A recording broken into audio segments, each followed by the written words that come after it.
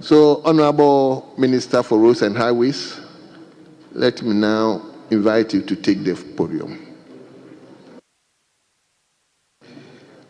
Thank you, Right Honorable Speaker, for the opportunity.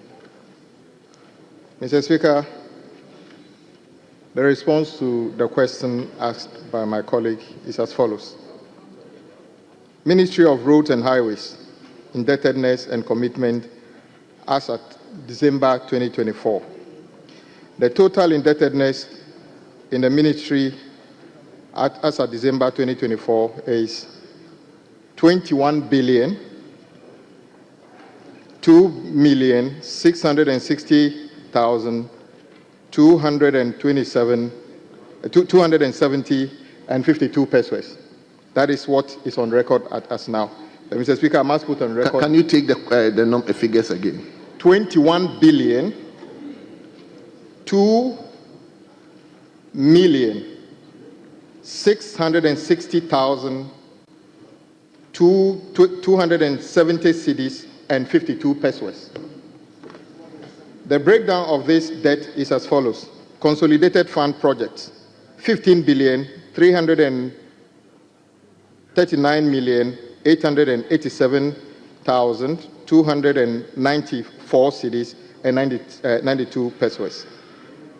Ghana Road Fund projects, 5 billion 662 million 772,975 cedis and 60 pesos. These pending debts cover payment certificate from 2018 to 2024. It is worth noting that these debts do not include interest accrued to delayed payment. And Mr. Speaker, on record, the interest on delayed payment can go as high as 50% or even 100% on some of the projects. In November 2019, 1.2 billion was borrowed from syndicated banks to finance the road maintenance. However, the Ghana Road Fund still owe contractors bills dating as far back as 2018, some as low as 2,000 Ghana cedis. At the close of 2024, outstanding commitment in the road sector representing unexecuted contracts segments were estimated at 103 billion and 500 million. Exclusive of adjustments for variations on contracts which are yet to be agreed. The sector is further challenged by numerous contracts awarded with insufficient financial planning, often lacking the mandatory commencement warrant as stipulated by the Public Financial Management Act. Thank you, Mr. Speaker, for the opportunity.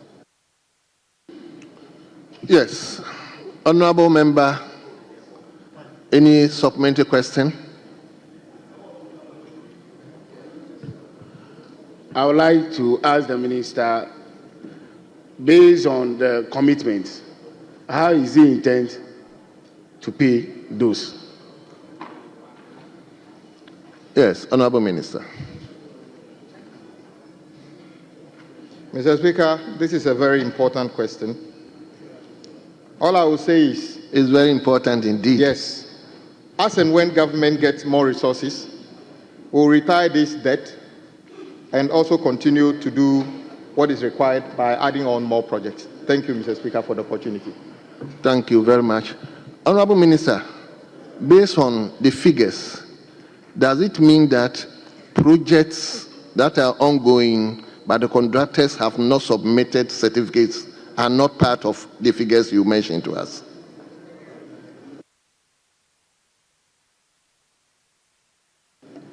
Mr. Speaker, I know you don't participate in debate, but road matters cover everybody. You are also a member of Parliament, so it's a relevant question.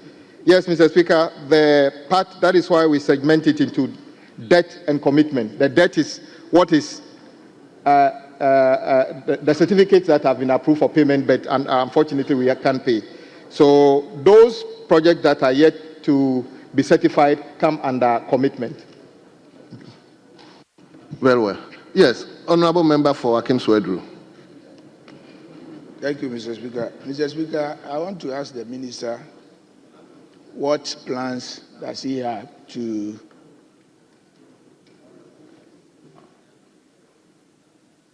realign the commitment of the ministry to reflect the budget of the ministry. I'm asking this question because, Mr. Speaker, the commitments of the ministry are not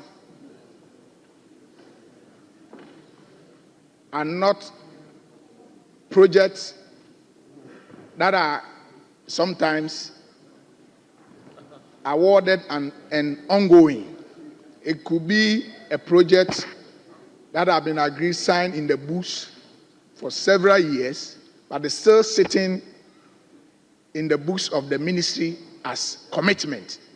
Some are as far back as 6 years and 5 years. I want to ask the minister if he has any plan of, reviewing those projects and taking them off from the books of the ministry so that the commitment of the ministry or the obligation of the ministry will reduce. Thank you. Yes, Honorable Minister. Mr. Speaker, yes, my colleague is very right. We are currently undergoing an exercise at the ministry to rationalize the portfolio, to tell exactly whether every contract awarded is actually active. On record, some contracts are awarded and the contractors never turn up on site. And every contract has got a termination clause. If a contract is awarded and for 2 years, 3 years, the contractor never turned up on site, it is difficult to understand whether that is still a valid contract. So he's right. We are rationalizing procedures there to determine exactly what is commitment and what is project we can take off our books to make sure we are dealing with the right numbers. Thank you, Mr. Speaker. Thank you very much. Yes, Honorable Samson Ahi. Thank you very much, Mr. Speaker. Mr. Speaker, the Minister has just told us that the debt of over 21 billion excludes interest on the debt, which he claims sometimes ranges over 50% on the debt. I want to find out from the Minister, is there a way to find out or to ensure that officials, technical people whose negligence has resulted into this huge interest payment will be punished? Thank you, Mr. Speaker. Yes, Minister. Mr. Speaker, I did not exactly attribute the interest on delayed payment to the negligence of any technical staff.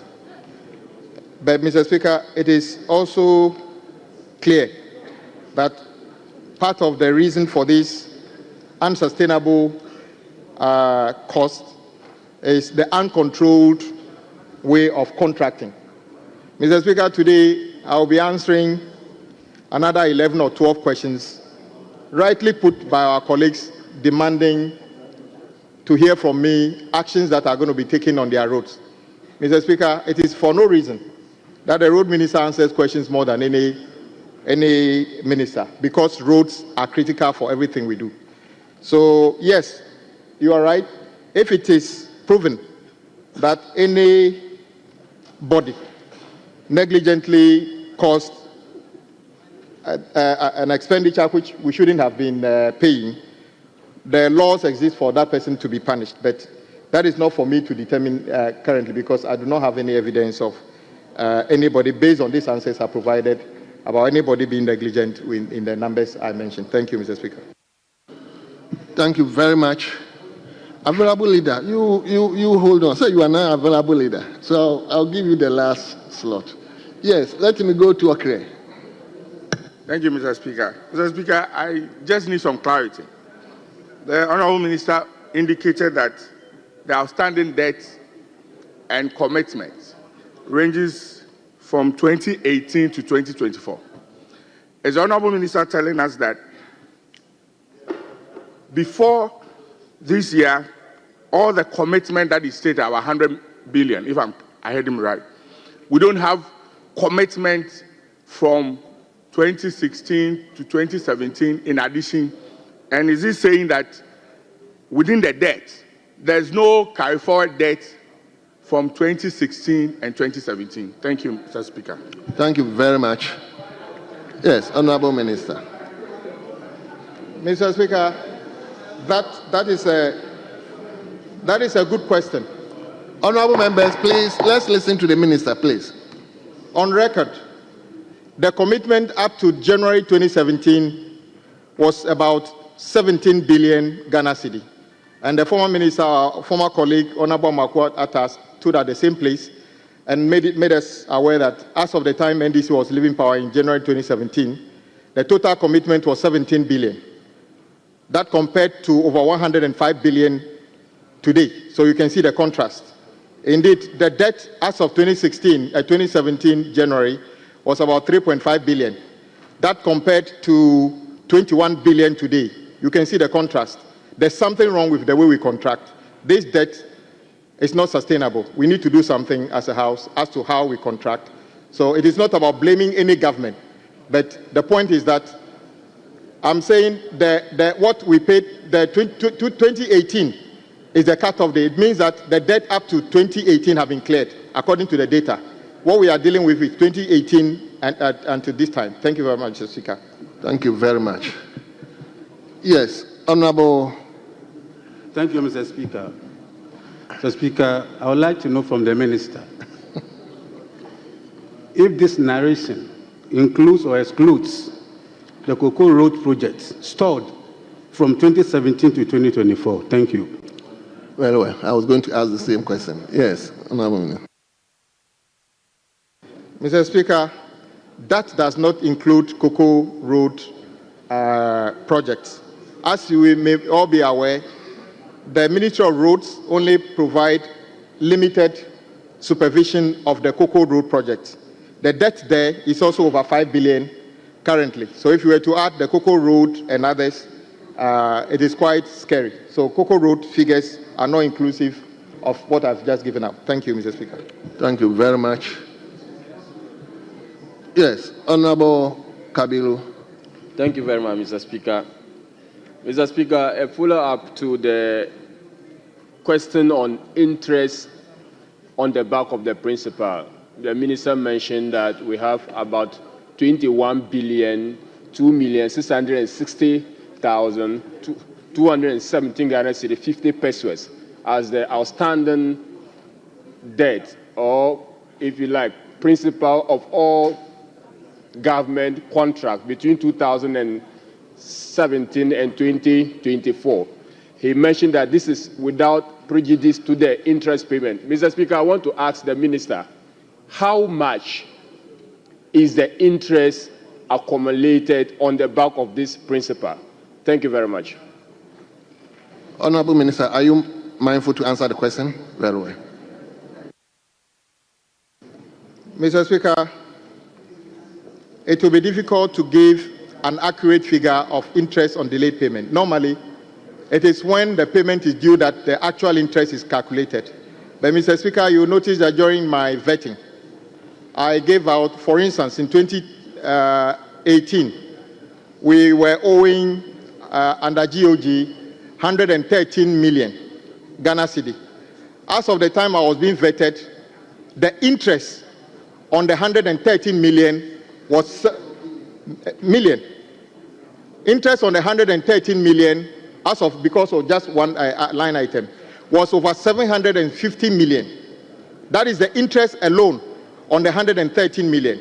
So if you were to project from 2013 on all the indebtedness, Mr. Speaker, that figure will be more than 40 billion. So it is something that I'm going to come to the House with, because, Mr. Speaker, I don't know whether it will be fair to Ghanaians that they got 20 million cedis worth of road. That is, even if we are able to pay. yet they are supposed to pay another 30 billion for no road done. I don't think that is fair, and we need to find another way of contracting, and also to make sure that contractors do not lose out, because this money is, I mean, it's in the law, and it's 30% compounding.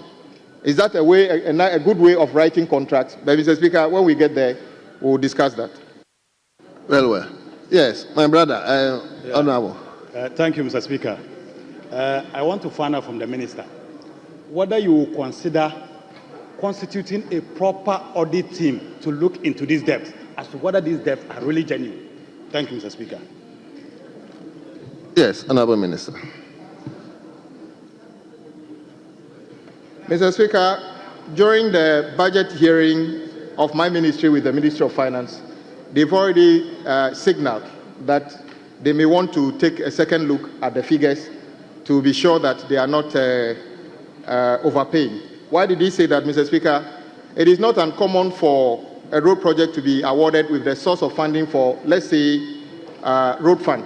Somewhere down the road, the contractor decides that they should change the funding source to GOG.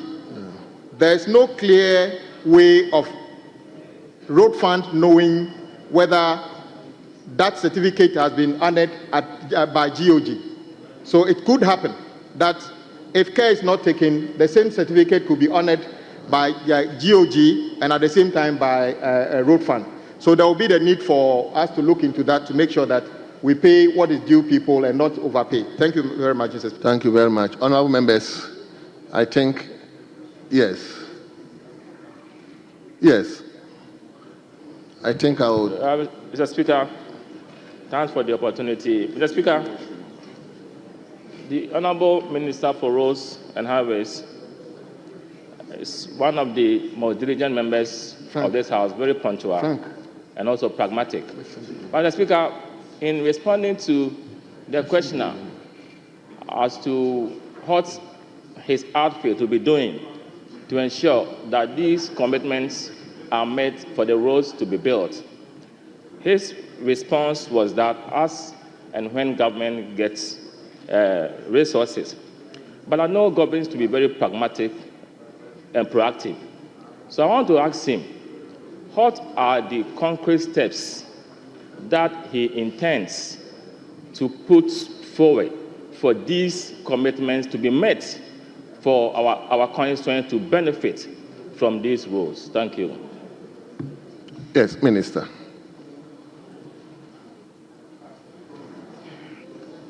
Mr. Speaker, government sources of getting money are defined.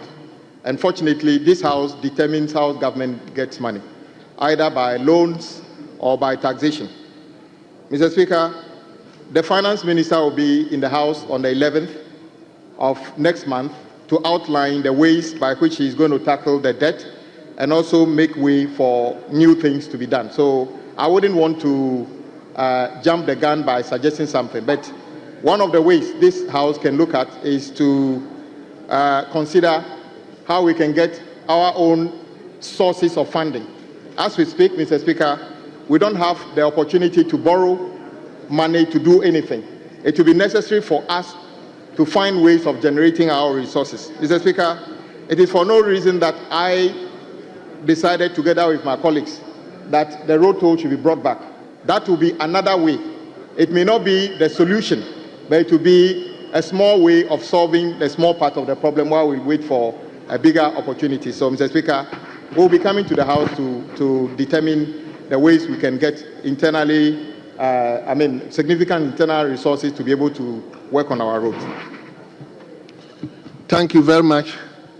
Yes, okay, very well. Mention I'll take the last bite. Okay. Mr. Speaker, thank you very much. Thank you, Chief, for ceding to me. Mr. Speaker, listening to the Honorable Minister, I want the House very respectfully to be very clear in our minds as to what has resulted in the astronomical increase in the debt in the sector. Mr. Speaker, is it as a result of penalty for delayed payments or interest? Because he keeps referring to interest as if it's interest on a loan. But if it is penalty for delayed payment, that ought to be clear. And that we ought to be clear in our minds that these are payments that have resulted from default in servicing the road debt or road contracts as and when they become due. So that clarity is very important. Very well. Minister, I hope you got him. Very well.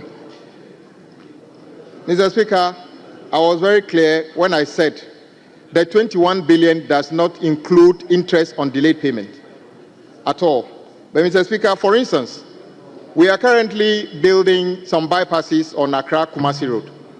The total contract sum at the time of contracting was 1.9 billion. The contract is still within contract period. We are being asked to do a variation of 1.7 billion on top of the 1.9 billion. The question is, how were we able to do a variation or determine a 1.7 billion variation on a contract that is 1.9 billion? Something must be wrong. In fact, on some of the projects, the variation required is over 100%. So, yes, over 100% on a project that is active within the contractual period. So, is it the case that the project was not prepared? In fact, the last time we were speaking, when Honorable Oponkruma read a statement on PPP, my colleague, the former road minister, gave a suggestion that one of the reasons we arrived at that position is because of the rush in getting projects started without proper packaging of the project. On this project, for instance, the understanding is that we were in a hurry to do the bypasses on the Accra-Kumasi Road. And instead of doing a proper study, somebody flew a drone over the alignment and contracted. The contractor got to the site and realized that there were galamsey pits under the cocoa trees. So the variation is coming as a result of some people failing to do due diligence and packaging and doing proper costing. That is what has resulted into this. So I hope my colleague who asked the question will know that sometimes it is as a result of negligence in terms of packaging of projects. And I am determined that we shall do whatever it takes to minimize the unnecessary variation on the projects that we undertake going forward. Lastly, the Leader of the House. Mr. Speaker, mine is not a follow-up question, but listening to the Minister, on several occasions, he has asked for the House to assist him to get a sense of direction, what to do about the problems that he has encountered in the road sector that he has highlighted in his various answers based on the questions that have been asked. And so, Mr. Speaker, I think that the problem looks systemic. It's the whole system and how the system functions. This is the kind of issue that this Parliament should conduct an inquiry and a probe into to understand the nature of the problem, to listen to experts, and come up with some specific recommendations to guide how we manage our road sector. Like he said, you can have a situation where you get a road valued at 1 billion and then you end up with a debt of 50 billion, 30 billion. Clearly, a number of institutions have worked in a manner that doesn't serve the interest of the country. And so we need to understand that. We need to understand what is happening. Is the fault coming from the finance ministry? Is the fault coming from the budgeting arrangement? Is the fault coming from the roads ministry, from the awarding institutions, from the contractors in the execution of the projects? What are the sources of the delays? What are the sources of the delays in the payments or in the execution of the project? This is how we should approach these challenges so that we can have some clear direction. So I will suggest that, Mr. Speaker, you direct that this matter should be referred to the Roads Committee and the Finance Committee when we establish them, so that they can inquire into it, come up with some recommendations. Then as a parliament, we will be in a better position to guide the minister. That's the only way that we can make progress. Otherwise, we'll keep asking these questions and we'll keep getting these answers. Thank you very much, Mr. Speaker. Thank you very much. I thought you said you yielded yours too. Come again. Let me hear you, leader.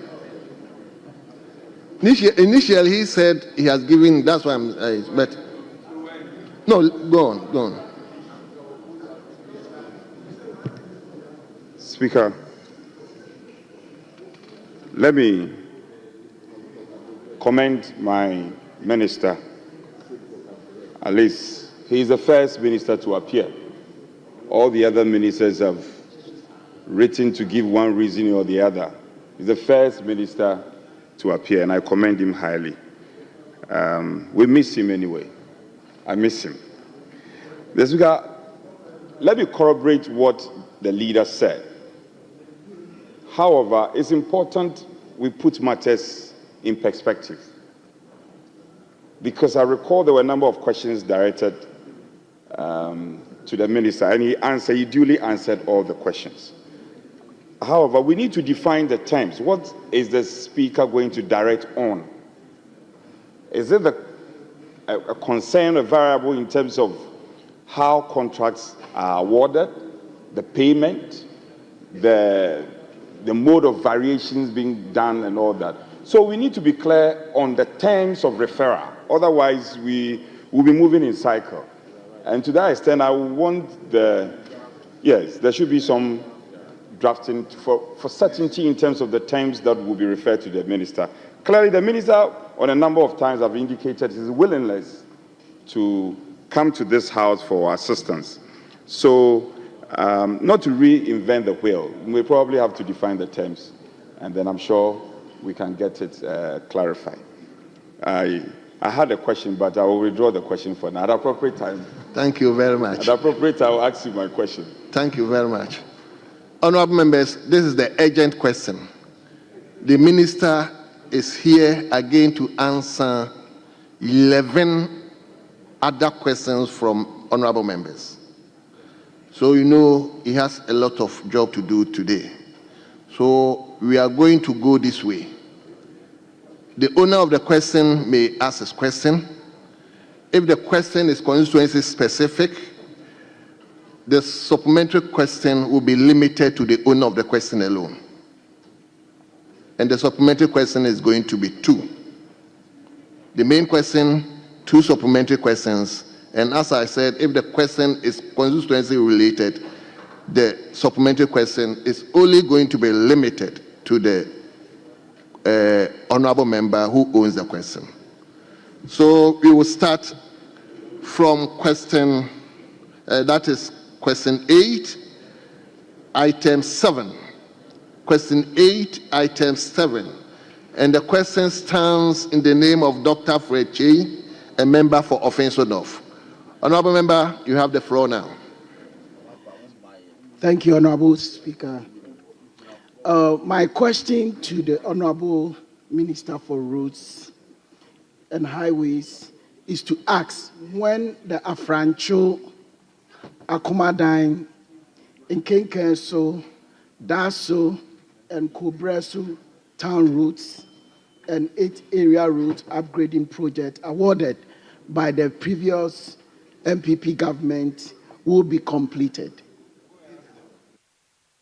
Yes, Honorable Minister.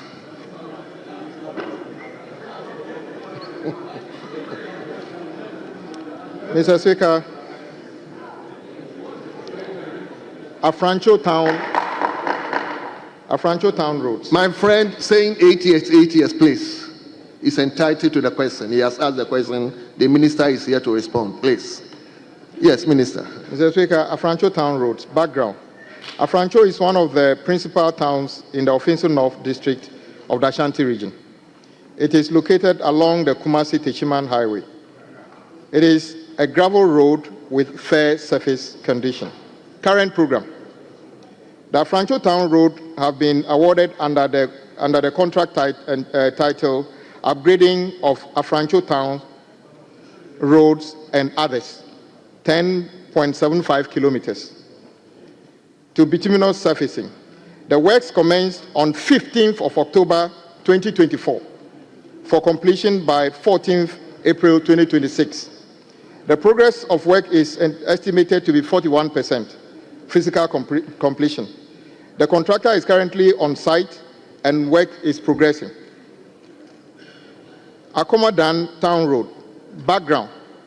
Akomodan is the capital of Offinso North District of Ashanti region. It is located along the Kumasi-Techiman Highway. It is a gravel road with fair surface condition.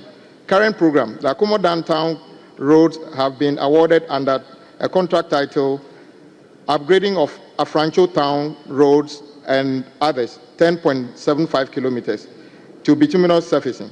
The works commenced on the 15th of October for completion by 14th of April 2026. The progress of work is estimated as 41% physical completion, and the contractor is currently on site. 3. Nkikanso Town Road. Background. Nkikanso is one of the principal towns in the Offinso North District of the Ashanti region. It is located along the Kumasi-Techiman Highway, which is a gravel road with poor surface condition. Current program. The Nkikanso Town Road have been awarded under the contract title Upgrading of Nkikanso Town Road, 8.75 kilometers, to bituminous surfacing. The works commenced on 24th January 2025 for completion on the 6th of August 2026. The next one, Daso Town Road. Background, Daso is one of the principal towns in the Offinso North District of Ashanti region. It is located along the Kumasi-Techiman Highway. It is a gravel road with a fair surface condition. Current program, the Daso Town Road have been awarded under a contract title Upgrading of Kwabre Town Road and Others, 13.7 kilometers, to bituminous surfacing. The works commenced on the 24th of January 2025 to be completed by 6th of August 2026. The contractor is currently mobilizing to commence the works. Kwabre Town Roads. Background. Kwabre is one of the principal towns in the Offinso North District of Ashanti region. It is located along the Kumasi-Techiman Highway. It is gravel road with fair surface condition. Program. The Kwabre Town Road have been awarded under a contract titled Upgrading of Kwabre Town Roads and Others, 13.7 kilometers, to bituminous surfacing. The works commenced on 24th January 2025 for completion on 6th of August 2026. The contractor is currently mobilizing to commence work on site. Yes, honorable member, any supplementary question? Thank you very much, Mr. Speaker. I want to ask, with the current state of the routes in Offinso North, I want the honorable minister to assure us how he's going to help the contractor to mobilize as quickly to the site, because it's posing a lot of inconvenience to the good people of Offinso North, and in some instances, it's even posing a health risk to the good people of Offinso North. Yes, honorable minister. Yes, Mr. Speaker, I sympathize with my colleague on the nature of the road he describes, and I know when roads are in that condition, as a member of parliament, you get a lot of pressure from your constituents as to what you can do. Some of the projects are already on site. A few of them, 2 of them, the contractors are now mobilizing. For mobilization, there is a responsibility of the contractor. And as I indicated earlier, we'll do as much as we can to mobilize funds and to pay the bills. on this particular project, I am not aware of what certificates have been raised. In any case, the project started, many of them started this year, so it's unlikely that the contractors are demanding payment. But whatever we can do to make sure the contractors work, we shall do within our limits. Thank you, Mr. Speaker. Your final supplementary question. Thank you, Mr. Speaker. So I would like to ask, what can be done temporarily for the good people of Offinso North so that these roads can be motorable? Yes, Minister. Mr. Speaker, when roads are on contract, normally it is the responsibility of the contractors to keep the roads motorable, especially if it's an existing road. So we shall insist that the contractors carry out the necessary activities that make the road motorable at the same time when they continue the construction. So there will not be any need for an external help or getting somebody else there to do anything. It is the responsibility of the contractor to make sure the road remains reasonably motorable at the time of doing the work. Thank you, Mr. Speaker. Thank you very much. Leader, like I said, this constituency specific. After everything, leader, you can get a slot for but let's because we have 11, 12 questions to answer so that we can move on. Speaker, I will plead with you. This is a very important follow-up, and he made a very important. The minister made a very important statement that part of the contractor's functionality is to ensure that the road is motorable. I want to plead with my colleague. It's not specific to him. It's a general situation in the country. Would he want to reach out to contractors so that that part of their function is not abandoned?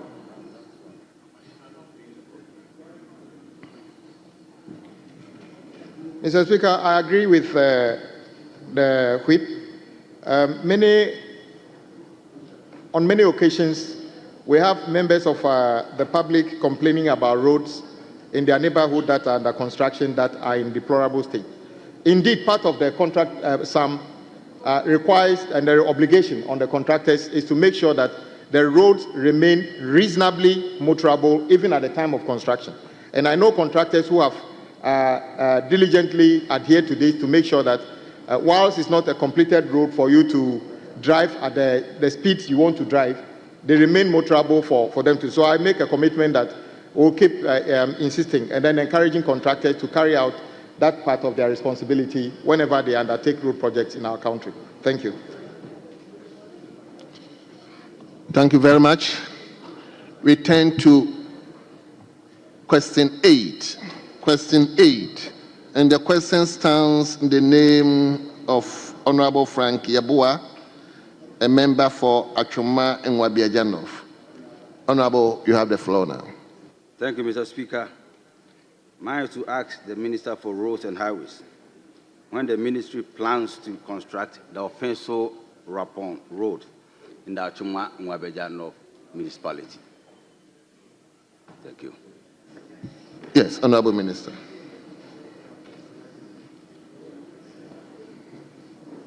Mr. Speaker, the Offinso Road is captured on the Department of Federal Road database as Offinso Bonswa Wawase Federal Road, 33 kilometers, and Bonswa Urapong Adekrom, 14 kilometers.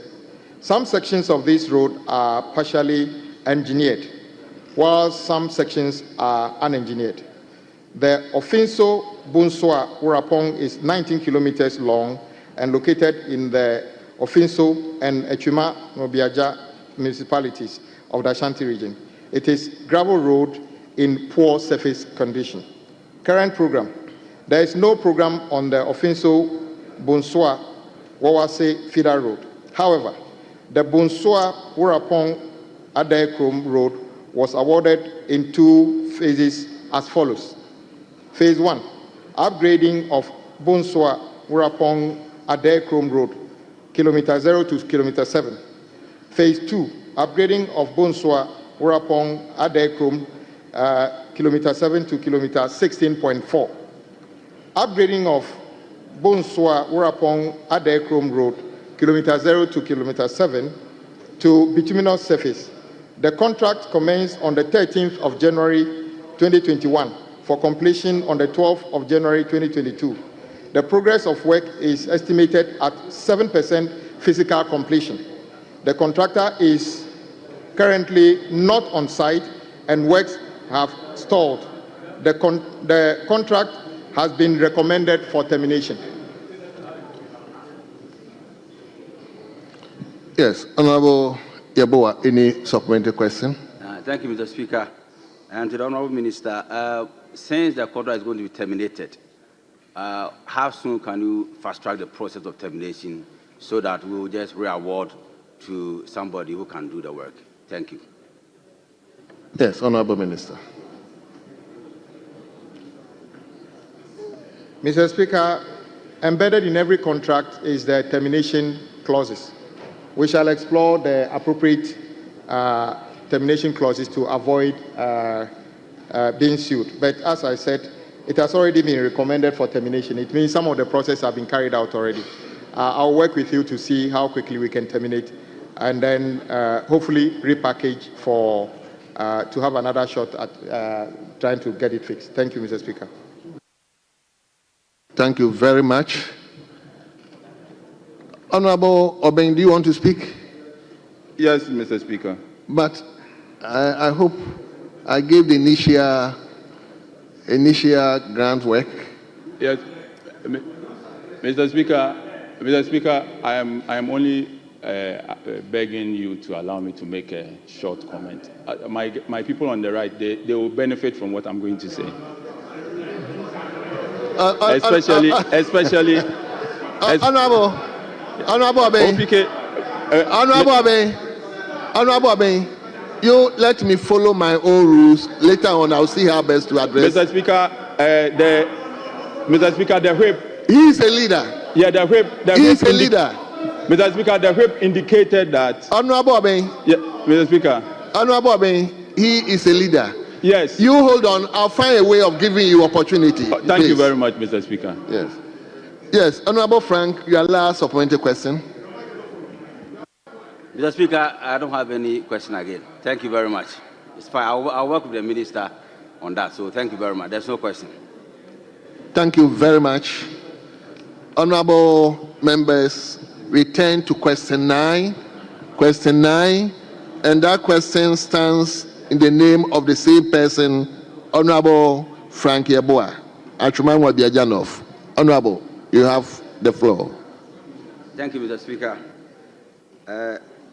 Mine is to ask the minister the plan. Honorable, please speak up. I mean, just get closer to the mic and speak up, please. Okay. Thank you very much.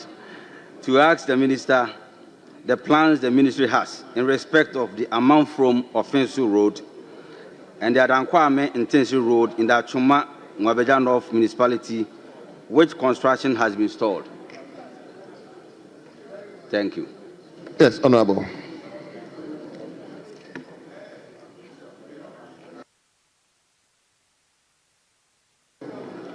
Mr. Speaker, amount from Offinso Road. Background, Mr. Speaker. The amount from Offinso Road forms part of the Abreport Junction Barikese Offinso Road, which is a regional route 052. The road connects Kumasi at Abreport Junction through major towns such as Boshen, Abreport, Atofua, Amanfrom, Asofia, Kokuben, Achiasi, Adankwame communities along the corridor to Offinso. The road traverses the Echuma, Nobiajak district and Offinso municipalities of the Ashanti region. The Abreport Junction Barikese Offinso Road is a 35.9 kilometer bituminous surface treated road in fair to poor condition. The road is being rehabilitated and upgraded to asphaltic concrete surface in phases. Current program. The amount from Offinso section of the road has been awarded in 3 lots. That's lot 3, 4, and 5. With the contract details below. Rehabilitation of Abreport Junction, Barikese Offinso Road, kilometer 12 to 21, lot 3. Honorable members, there are so many discussions and meetings in the chamber. Please, let's listen to the minister. Rehabilitation of Abreport Junction, Barikese Offinso Road, kilometer 21 to 29, lot 4. Rehabilitation of Abreport Junction to Barikese Offinso Road, kilometer 29 to 35.9, that's lot 5. Information available indicate that the contractor has been on site and work is progressing steadily on all the lots. The physical progress of works is as follows. Lot 3, 61.32%, Lot 4, 60.45%, and Lot 5, 60.26%. The projects are ahead of schedule and expected to be completed according to contractor's work program. B. Edukwame Intensere. Background.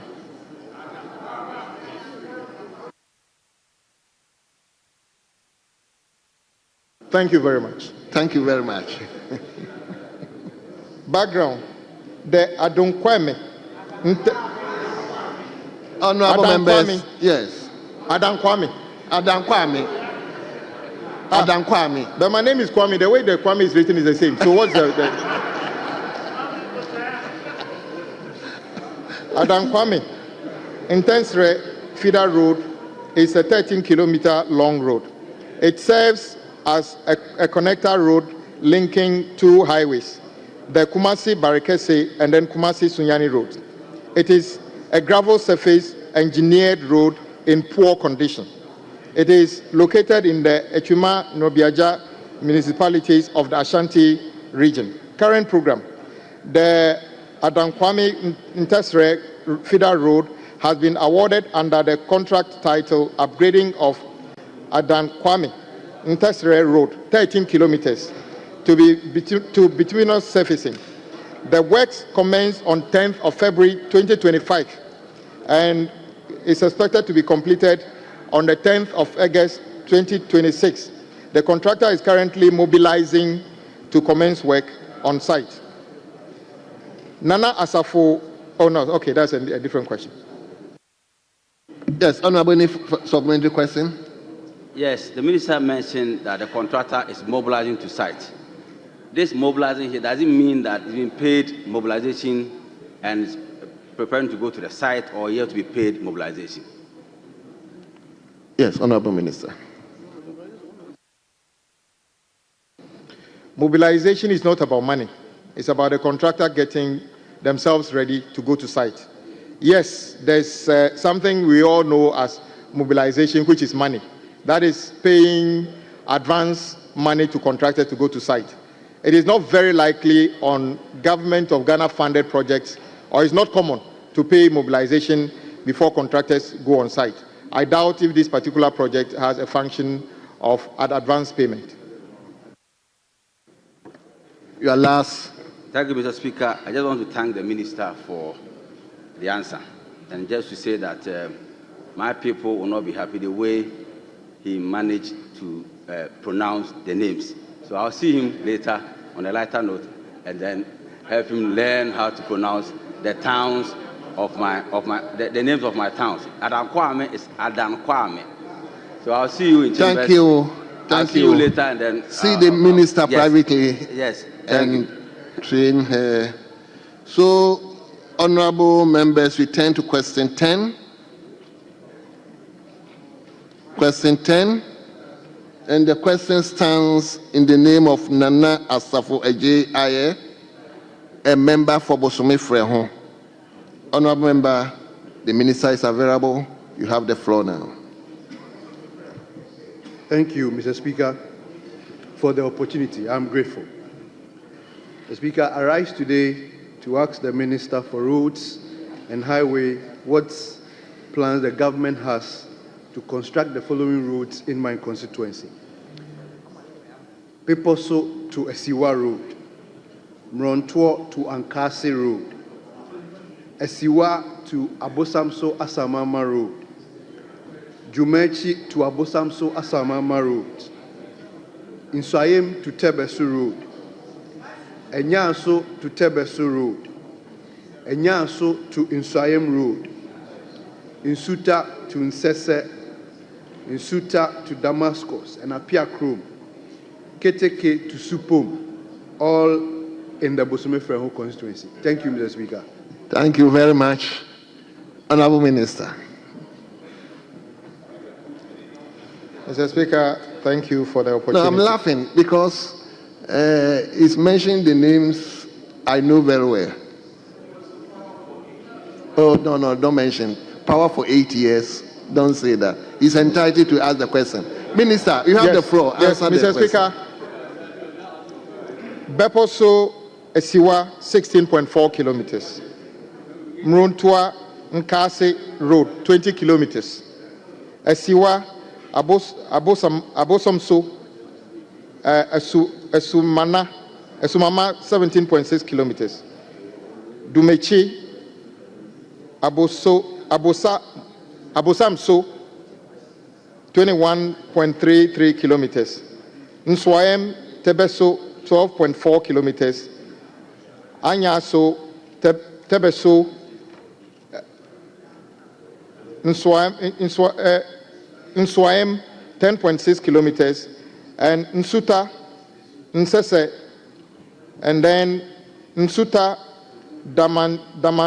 Damascus Apia Krum, and Keteke Supon 6.85 kilometers. Current program. There are no programs on these roads. Future program. Engineering design studies are programmed to be carried out on these roads by end of the second quarter of 2025 to assess the appropriate interventions thereafter, which, if done, will be included in the 2026 budget. Yes, Honorable Member, any supplementary question?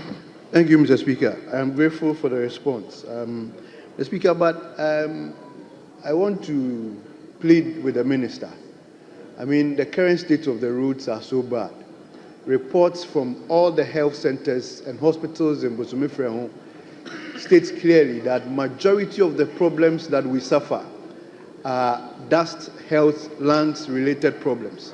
I am asking the Minister, what immediate or temporary measure can be put in place whilst we await the proper awarding of the contract by the ministry? Thank you, Mr. Minister. Yes, Honorable Minister. Mr. Speaker, I would work with my colleague together with the relevant road agencies to, as much as possible, carry out interventions that would at least minimize the condition he's described. I agree with him that dusty roads and others can actually increase chances of respiratory diseases, and so I would work with him. I suspect these are feeder roads. We work with Department of Feeder Roads to continue working to improve it until we do the major interventions. Thank you, Mr. Speaker. Yes. Thank you, Mr. Speaker. Mr. Speaker, I will be extremely grateful to work hand in hand with the Minister to ensure some of these things being done. Mr. Speaker, only to also draw the Minister's attention that approval was given to the number 3, that is the Siwa and Swayem Abosamso Asamama roads. And I would get to him to, working hand in hand to ensure that we finalize that road. Mr. Speaker, finally, I want to ask that, if there can be some timelines that would help me as a member of Parliament to also follow up and ensure that these commitments by the government are done. Thank you very much. Yes, Honorable Minister. Mr. Speaker, yes, indeed, my colleague approached me before asking the question to brief me on an intervention that is ongoing, and I assured him that we'll follow up together to see that particular process to its logical conclusion. Timelines, I'm unable to offer a timeline. I know generally this year we are going to carry out a lot more maintenance works on roads. So surely we should include some of the things you've described here for an intervention when we get there. So whilst I can assure you that we will do something about it, I'm unable to give you timelines as to when we can carry it out. Thank you, Mr. Speaker. Thank you very much. Honourable members, we turn to question 11. And before I will invite Honourable Nana Oseje for New Juaben to ask his question, let me bring to your attention that yesterday, Mr. Speaker brought to our attention the communication from His Excellency the President on 10 February 2025, informing the House of the nomination of Mr. Michael Harry Yamson as the Acting Administrator of the District Assembly Common Fund DACF for the approval of Parliament in accordance with Article 2524 of the 1992 Constitution. I think yesterday when Mr. Speaker made the announcement, was short of referring the nominee to the appointment committee. I hereby do so by referring the nominee, which is the President's nominee to the District Assembly Common Fund, to the appointment committee for processing and report back to the House. So, honourable members, we turn to question 11. Question 11, and it stands the name of Nana Oseyeje, New Juaben North. Yes, Honourable, you have the floor. Thank you very much, Mr. Speaker, for the opportunity. I would like to ask the Minister for Roads and Highways, when the ministry plans to construct the deplorable road from Akodun roundabout to Efijasi Kingsby roundabout in the New Juaben North constituency. Yes, Honourable Minister. Honourable members, please stop saying that. Everybody is entitled, no matter the period. So please allow members to ask their questions. The minister is willing to respond to the questions. Minister, you have the floor. Respond to them. Thank you, Mr. Speaker. Background. The Aquedum runabout Efijasi Kingsby Road forms part of Koforidua Efijasi Suhum Road, 25 kilometers. It is a regional road R41 in poor condition. Current program. There is no program on this road. Future program. Engineering design studies have been carried out on the road, and cost estimates have been submitted to assess the appropriate intervention, after which consideration would be made and in the 2026 budget. Yes, Honourable, any supplementary question? Thank you very much, Right Honourable Speaker. I'm grateful for the response given by the Minister for Roads and Highways. But, Right Honourable Speaker, I would like the Minister to also know that this road is a very, very busy road in the New Juaben North constituency. The road leads to the new Eastern Regional Hospital. The new Eastern Regional Hospital, started by His Excellency Nana Addo Dankwa Akufo-Addo, which is about 70% complete. I would like to find out from the Minister that in the interim, what can be done so that the road will be a bit more motorable and the dusty situations will come down. Thank you. Yes, Honourable Minister. Yes, Mr. Speaker. I acknowledge that this road actually leads to the proposed regional hospital, which is abandoned at the moment. The project, the regional hospital project is stalled as well. Yes, I agree with him that we need to work on it. Hopefully, by the time we get a hospital up and running, the road would have been done to make sure they function appropriately. Thank you very much. We move to question 12. Oh, okay. Let's hear your last supplementary question. Thank you very much, Right Honourable Speaker. As the Minister for Rules said, the hospital is about 70% complete. And I know that from the speech read by His Excellency, the President yesterday, the 30% will be done by the NDC government. Right Honourable Speaker, my second question is, the road is very deplorable. So my question is, in the interim, what can he do about it for the good people of New Juaben North? Is it different from the first supplementary question? Yes, Leader, Minister. Mr. Speaker, we will look at the best ways. I think this will be, it's likely urban road. We'll look at the best way to do some maintenance works on it. I don't, standing here, I don't know the extent of damage the road has, but depending on the level of damage, that will determine the level of interventions we can make. But I can assure you, we'll work together to see what we can do to make it more travel until we find a solution after 2026. Thank you very much. Now, question 12.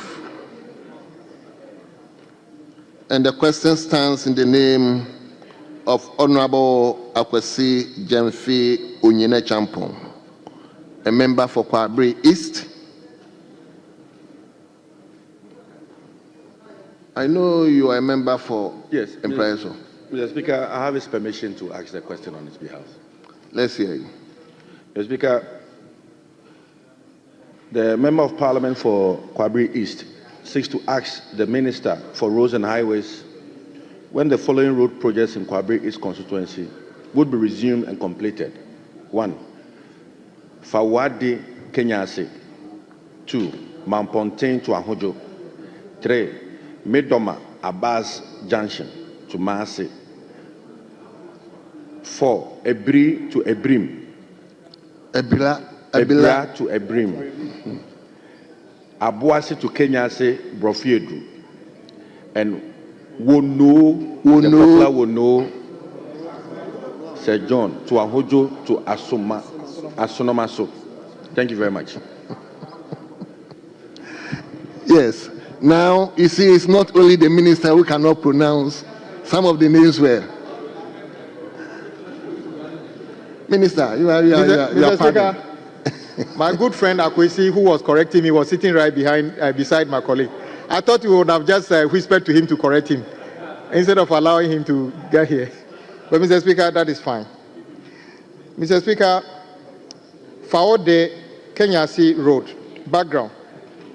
The Fawode Kenyasi Feeder Road is a 5.5 kilometer collector road located in the Kwabre East district of the Ashanti region. It is an engineered road in good condition. Current program.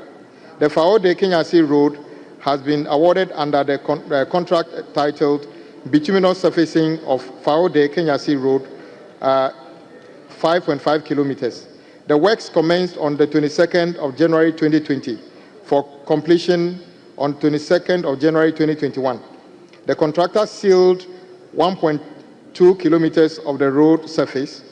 However, The works stalled due to delay in payment for works done. The contract has since been terminated. The project's physical completion was projected at 62.11%. The Department of Urban Roads is currently executing the contract titled Rehabilitation of Aode Kenyasi Road in Kwabre East Municipality, 6.5 kilometers, starting from kilometer 1.20 to kilometer 6.5. The project commenced on the 26th of August 2024 for completion on 26th of August 2026. The project is estimated at 70.66% physical completion. The contractor is currently on site and works are progressing. Mamponteng Ahojo, Medoma, Abbas Junction, Mase and Abuase Kenyase, Brofo Yedu. The Mamponteng Ahojo Road, Medoma Abbas Junction, Mase Road, and then Abuaso Kenyase Brofo Yedu Road have been awarded under the contract title Rehabilitation of Selected Roads in Kwabre East Municipality and Efija Kwabre South District, 42 kilometers. The project commenced on the 1st of March 2023 for completion on 28th of February 2025. All aforementioned roads are at sub-base level. The contractor has requested for an extension of time, which is under consideration. The project is at 67% physical completion, and the contractor is currently on site working. Abirem background. The Abirem Road is a section of the Abire-Antwa Bonwe Road, which forms an integral part of the regional route 53. The road serves as a strategic link between Ejisu Municipality and Kwabre East Municipality in the Ashanti region. Current program. The Abirem Road has been awarded under the project title Rehabilitation of Abire-Antwa Bonwe Road, kilometer 0 to 10.35, and Critical Access Road, 17.3 kilometers. The works commenced on 28th December 2023 for completion on 27th December 2025. The contractor is on site and works are progressing. The physical progress so far is 42.63%. Wonu Ahojo Asono Maso background. Wonu Ahojo Asono Maso Road connects Bonre Abirem Road at Krobo and traverses Sakura Wonu to Asomanso in the Kwabre East Municipality of Ashanti region. The road is a 6.3 kilometer long and in poor condition. Current program. The Wonu Ahojo Asono Maso Road has been awarded under the project title Rehabilitation of Krobo, Sakura, Wonu to Asomaso Road, 6.3 kilometers, and Critical Access Road, 7.87 kilometers. The contract was awarded on the 1st of October 2024 and is expected to be completed in 24 calendar months. Contractor is mobilizing to commence works. Thank you very much. Yes, did he also ask you to take supplementary questions as well? Once I'm standing in his stead, I think it's okay expected that I do that. Mr. Speaker, I want to thank the Honourable Minister for the detailed answer he's given. Just to say that the Faudi to Kenyasi Road, that has been terminated. The people of Kwabre East want to find out from the Minister what steps he is taking to re-award this contract to a new contractor so that the gains that have been made on the road, because we realize that 62.11% of the road has been completed. And if the contract is terminated, what it means is that then we would allow this road to go bad. So what steps is he taking to re-award the contract to a new person? Thank you. Very well, Honorable Minister. Mr. Speaker, we shall review the current status under the relevant agency and find out, since it appears there are 2 other contracts going on within the area, we'll review and see if one of them, it will be appropriate to find a way of letting them get on with it if their contracts allow us to do so. So we will explore that channel as well. Thank you very much. It is now the turn of the contractor who asked the question for the previous question. Honorable Davis Ansa Opoku, member from Prez. Now you may ask your own question.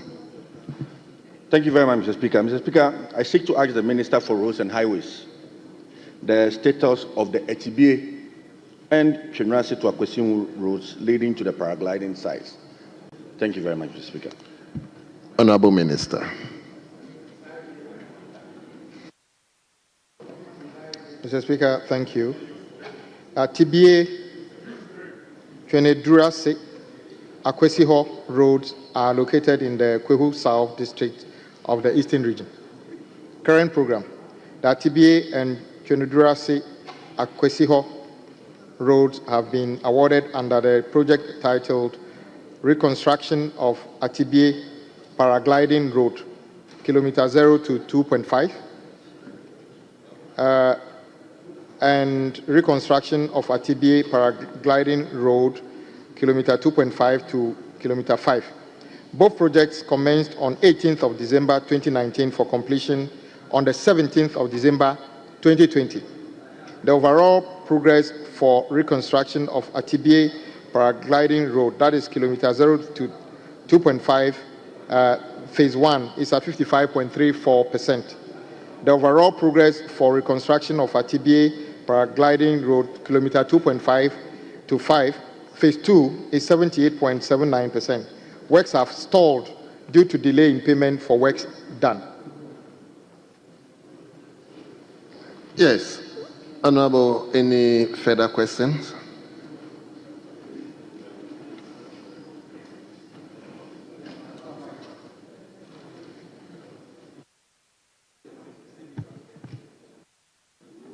Thank you very much, Mr. Speaker. Mr. Speaker, I want to draw the attention of the Minister to the significance of this road. In April, we will be in the Easter festivities, and paragliding brings a lot of money to the state. I mean, this paragliding thing, and we know that Easter, when we say Easter in Ghana, it is Kwahu Kwahu. People will be trooping into Kwahu to witness Easter and also to have a feel of the paragliding activities that the Ministry of Tourism has initiated. I think it's important that for the first time that we'll be hosting the President of the Republic in Kwahu for these Easter festivities. At least the President would come and appreciate that his roads minister has completed this road. We are just talking about 5 kilometers of road, just 5 kilometers of road. So I'm urging the minister to put in efforts, just 5 kilometers of road, that the efforts that have been put in by previous ministers to get the road to the percentages that he gives us, it sees to the completion of this very road project. Thank you very much. This is very persuasive. Yes, Minister. Mr. Speaker, my good friend appeared to be sending an invitation to the President through me for Easter. I'm not sure I'm worthy of carrying that, but I think it's on a lighter note. Yes, Mr. Speaker, by the answers I gave, this project started in 2019 and should have been completed in 2020. So it is quite surprising that all these years we are unable to complete it. He says it's 5 kilometers only. Mr. Speaker, I don't know. Yes, 78% has been done. I don't know what is left, but I know I'll work with my agency heads to see what is left. The only thing is Easter is just 2 months or less away. I don't know how much we can do to complete it before then, but whatever we can do in the circumstances, we shall do. I fully agree with him. Kwahu Easter is maybe the most popular Easter festival here, and we should capitalize on that and make sure that it brings in the necessary attraction that boosts tourism. So I agree with him. We shall work on that as the financial space will agree would improve. Thank you. Thank you very much. Yes. Thank you very much, Mr. Speaker. Mr. Speaker, I just want to commend the Minister for the assurance and also to give him an open invitation. Come and enjoy Easter in Kwahu. I mean, the baby waking weather, we have the best of baby waking weather. So you can come with your spouse and enjoy Kwahu Easter. Thank you very much. Thank you very much. Minister, are you responding to the invitation? I accept this invitation on my own behalf. Yes. So we turn to question 14. And the question stands in the name of Dr. Kingsley Ajimai, a member for Kwahu South. Honorable member, the minister is waiting for your question. Thank you very much, Right Honorable Speaker. I seek to ask the minister plans for the completion of the following stored bitumen surfacing road projects in the Kwahu South constituency. 1. The Sikem Town Road. 2. Offinso Town Road. 3. Asafo Town Road. 4. Asafo Masi Old Tafu Road. And the last one, Chebi Apapam Labi Krom Road. Thank you. Yes, Honorable Minister. Mr. Speaker, Sikem Town Road. Background. The Sikem Town Road is a 4.5 kilometer long road. It is located in the Kwahu South municipality of Eastern Region. Current program.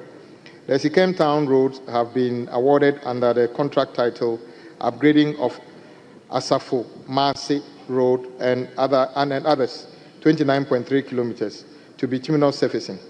The works commenced on the 25th of September 2024 for completion of 24th March 2026.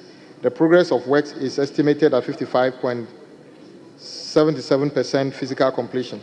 The contractor is currently on site and works are ongoing. Offinso Town Road. The Offinso Town Road is a 4.4 kilometer long road. It is located in the Kwahu South municipality of Eastern Region. The Offinso Town current program. The Offinso Town Road have been awarded under the contract title Upgrading of Asafo Masi Road, a 29.3 kilometer road to bituminous surfacing.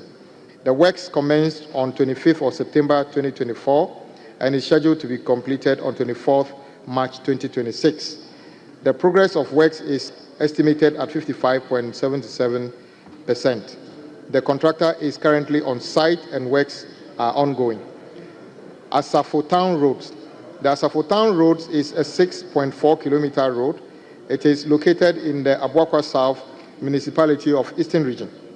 The Asafo Town roads have been awarded under the contract title Upgrading of Asafo Masi Road and others, 29.3 kilometers, to bituminous surfacing. The works commenced on the 25th of September 2024 and scheduled for completion on 24th of March 2026. The progress of work is 55.77 kilometers. Asafo Masi Old Tafu Road. The Asafo Masi Old Tafu Feeder Road is a 14-kilometer long road. It is located in the Kwahu South municipality of Eastern Region.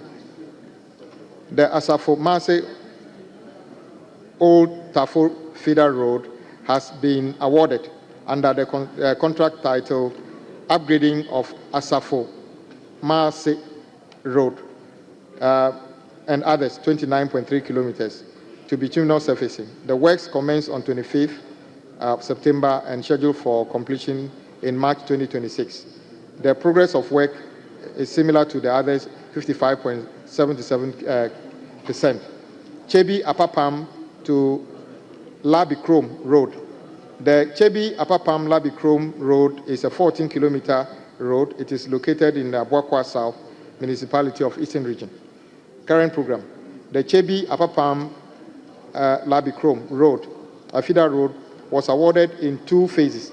Phase 1, upgrading of Chebi Apapam Labikrom Road, kilometer 0 to 7. Phase 2, upgrading of Chebi Apapam Labikrom Road, kilometer 7 to 14. Phase 1, contract commenced on 21st of May 2020, and completion date was expected to be 14th of September 2023, which has since elapsed. The progress of work is estimated at 50.77% physical completion.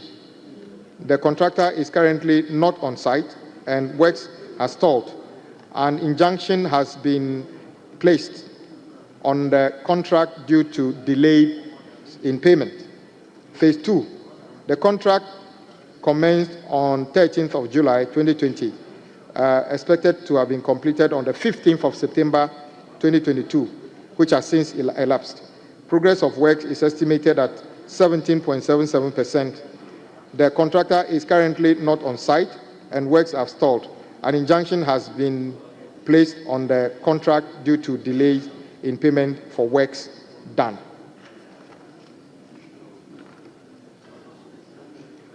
Yes. Supplementary question, yes.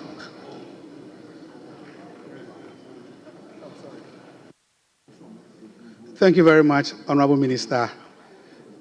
In your response, you did indicate that Phase 1 and Phase 2 of the Chebi Apapam Labikrom Road has been injuncted as a result of non-payment.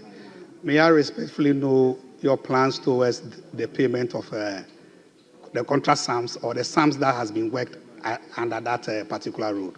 Thank you. Yes, Honorable Minister. Mr. Speaker, I don't know why the payment was not made. I don't know why the payment was not made when it was due.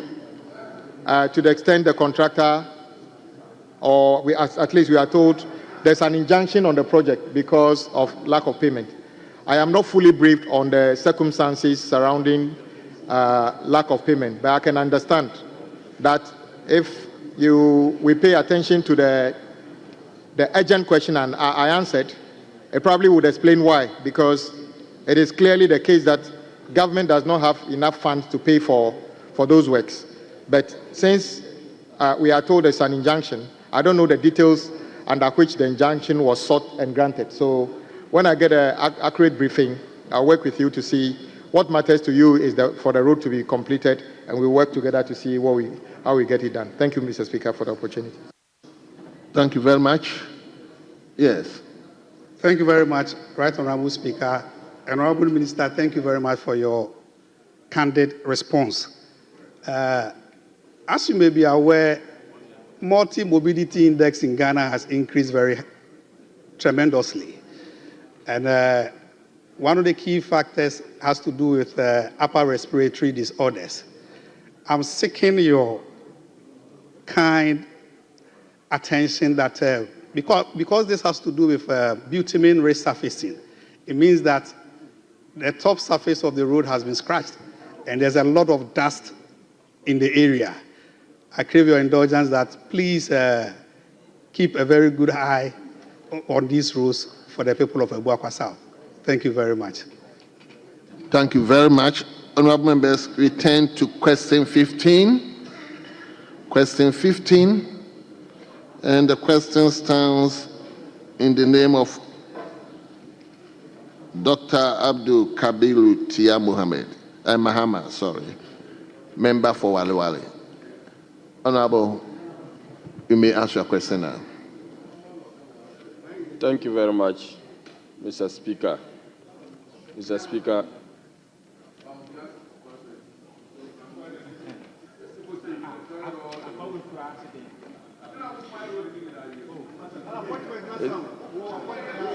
To honorable members, please.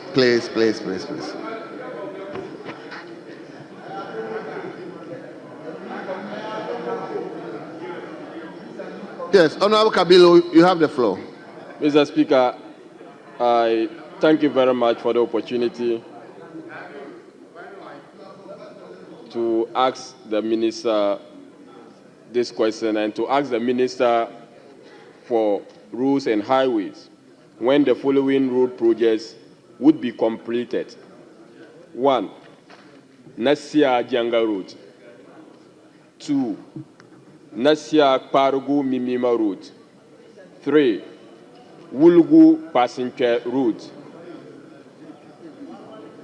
4. Gimsi Nayoku Gadbine and Mimima Boayene Road. Thank you, Mr. Speaker. Yes, Honorable Minister.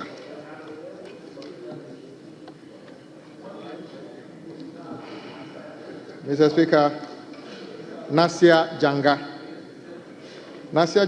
Feeder Road, 25.7 kilometers, is located in the West Mamprose Municipality of Northeast Region. Current program. The Nasia Janga Feeder Road has been awarded in 2 phases under the contract titled Nasia Janga Feeder Road, kilometer 0 to 10.5, and Nasia Janga Feeder Road, phase 2, kilometer 10.5 to kilometer 25.90. Phase 1. The contract commenced on the 31st of August 2018 for completion on 31st of August 2020, which was later revised to 31st December 2024. The progress of works is estimated at 75% physical completion. The contractor is currently on site and the work is ongoing. Phase 2. The contract commenced on 9th of December 2024 for completion on 8th of June 2026. The progress of work is estimated at 21.7%. The contractor is currently on site and is working. Nasia Parigu Mimima Road. Nasia Mimima Feeder Road is a 34-kilometer long engineered network in the West Mamprose Municipality of Northeast Region. The road is F-based in poor condition. Current program. The Nasia Parigu Mimima Feeder Road was awarded on 25th of October 2024 for completion by 25th October 2026. The contractor is mobilizing to commence works. Wulugu Pansekpe Road. Pasekpe. This ends. Pansekpe. Okay. The Wulugu Pansekpe Road is a 35-kilometer long road. It is a regional road route 116 with a gravel surface in poor condition. Current program. The Wulugu Pakwese Road was awarded in 3 phases. 1. Upgrading of Wulugu Wiase Lot 1, kilometer 0 to 13. Upgrading of Wulugu Wiase Lot 2, kilometer 13 to 24. Upgrading of Wulugu Wiase Lot 3, kilometer 24 to 35. Phase 1. The contract commenced on 26th of July 2024 for completion on 26th of July 2026. The progress of works is estimated at 13.43% physical completion. The contractor is currently on site and works are ongoing. Phase 2.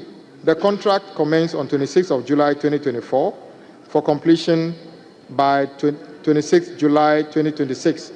Progress of work is estimated at 18.43%, and the contractor is currently on site and works ongoing. Phase 3. The contract commenced on 26th of July 2024 for completion on 26th of July 2027. The progress of works is estimated at 17.62% physical completion.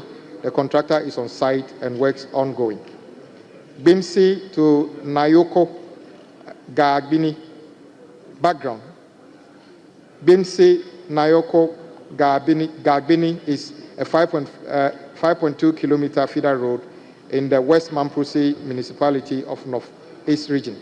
The road is earth-based and is in poor condition. Current program, the road is under feeder road and forms part of the upgrading of Walawale Wungu feeder road, 3.5 kilometers, and others, 25.45 kilometers, total 28.95 kilometers to bituminous surface. The project commencement day is 29th November 2024 for completion on 28th November 2026. The progress of work is estimated at 55% physical completion. The contractor is currently on site and works ongoing. Mimima Bwaini is a 5.3 kilometer feeder road in the West Mamprose municipality of Northeast region. The road is earth surface and in poor condition. Current program, there is no program on this road. Engineering design studies will be carried out by the end of the second quarter of 2025 to assess the appropriate intervention, after which it will be considered under the 2026 budget allocations. Thank you. Thank you very much. Yes, Honorable Kabilo, any further supplementary question? Yeah, Mr. Speaker, I would like to thank the respected Minister for Roads for his diligence in respect of these questions. I'm acutely aware that the Wuluku passenger route has been thoroughly assessed by the Minister after some presentations were made to him and the possibility of us looking at the various modeling to ensuring that, because that is a regional route and possibly an international route. So I want to thank him, and I also want to thank the Minister for his assurance in respect of the Mimima Bwaini route, trying to have it have expression in the 2026 budget. And the Minister, I will be working closely with you to ensuring that this is done. But the last question I want to put to the Minister, the Nasia Parugu Mimima route, Mr. Speaker, was first awarded in 2018. I believe that arrangement did not work after some work had been done on the route.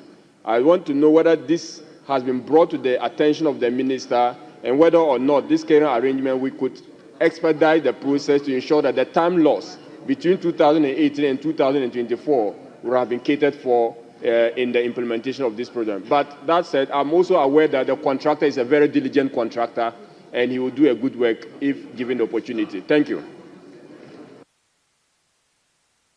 Yes, Minister. Mr. Speaker, I thank my colleague, and then I would review the additional information is provided with the agency head to make sure the interventions capture exactly what he's talking about. Thank you very much, Mr. Speaker. Thank you very much. We take question 16.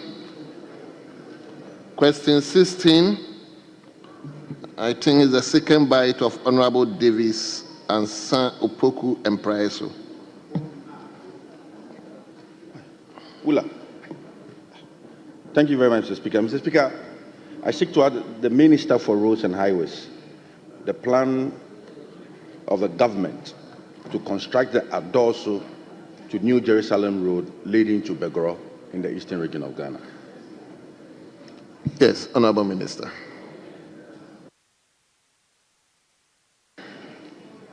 Mr. Speaker, thank you once again for the opportunity. Background. The Adorso New Jerusalem Road forms part of the inter-regional route IR3, which starts from Otekbolu and traverses along the Volta Lake through major towns such as Asesewa, Aboso, Dedeso, Mpai, New Jerusalem, Adorso, and continues to Kwahu Tafo and beyond, all in the eastern region. The road connects the regional route R32 at Aboso, which leads to Begoro, the capital of the Fantiakwa North District in the eastern region. There is no program on this road currently. Future program.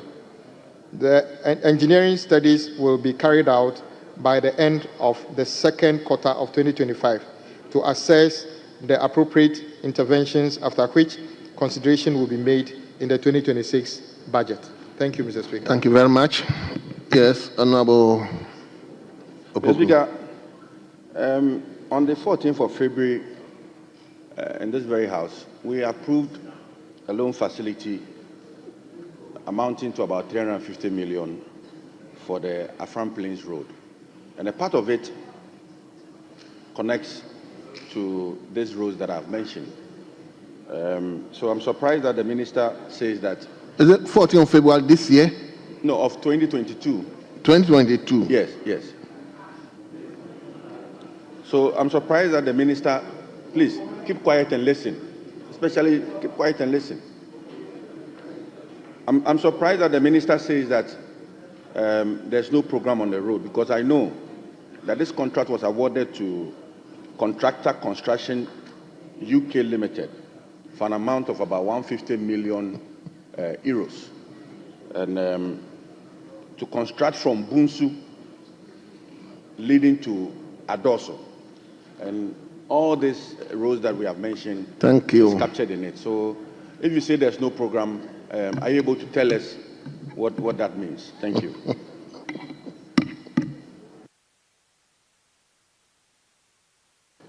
Mr. Speaker, my colleague is very right. That was the Parliament before this one. We approved a significant amount of money for not only the roads, but some bridges. But my colleague is aware, fully aware, that by... Thank you, Mr. Speaker. Finally. Yes, Mr. Speaker, finally, to thank the minister and also to hold him to his assurance, because this road, when constructed, can end the importation of onions into our country. I mean, all these roads are along the Volta River, the Afram River, and because of the lack of good roads, farmers come and take advantage of our, market people come and take advantage of our farmers, and sometimes the produce go bad. And so when constructed, the over $100 million worth of onions that we import into this country from neighboring countries, those monies can stay in our country and help. So I thank him for the assurance, and I'm praying that the 2026 budget, when read, we'll see from Bunsu, Adoso to Afram Place. Thank you very much. Well captured. Thank you very much. Mr. Speaker, I thank my colleague, and my assurance had a preamble or caveat that when our finances get better, we are all praying that by 2026 the finances will get better. And yes, I agree with him. These are the kinds of roads we need to prioritize, because they unlock a lot more than just roads. It actually unlocks our agricultural potential. So I agree with him. We need to work to bring it to fruition. Thank you. Thank you very much, Honorable Minister. Now we take the final question.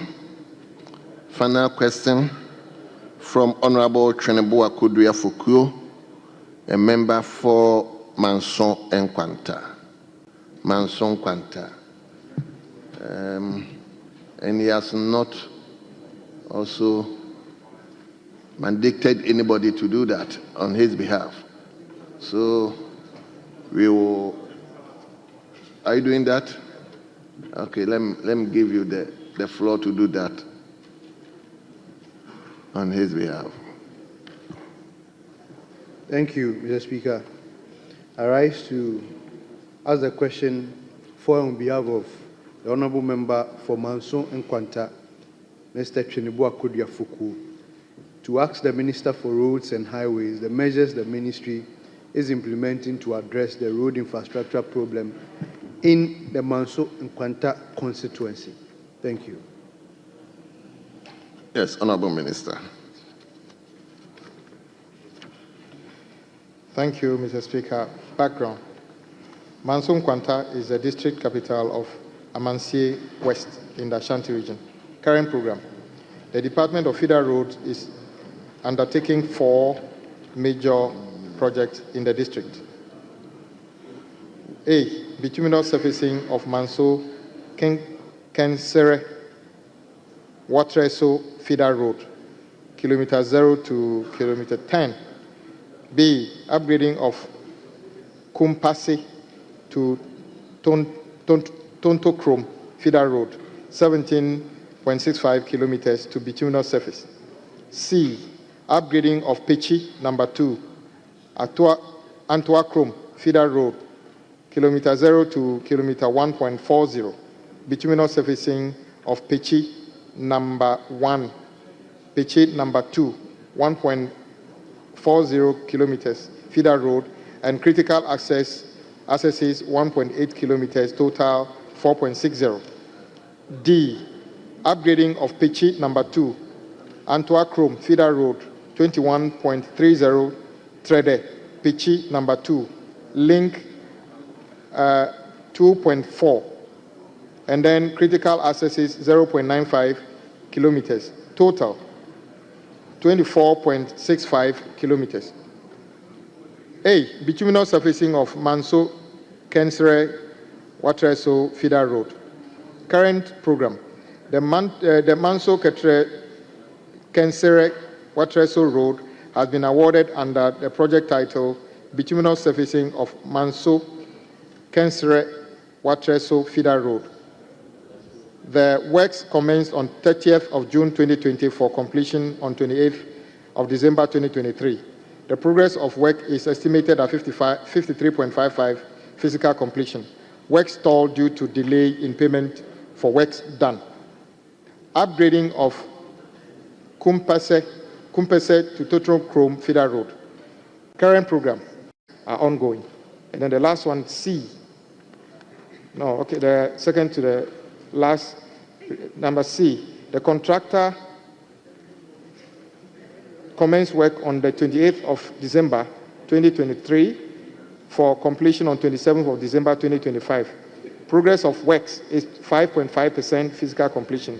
The contractor has suspended works. The last one, which is the D, the rehabilitation of Awian Kwanta Mim Junction Road, 26.4 kilometers.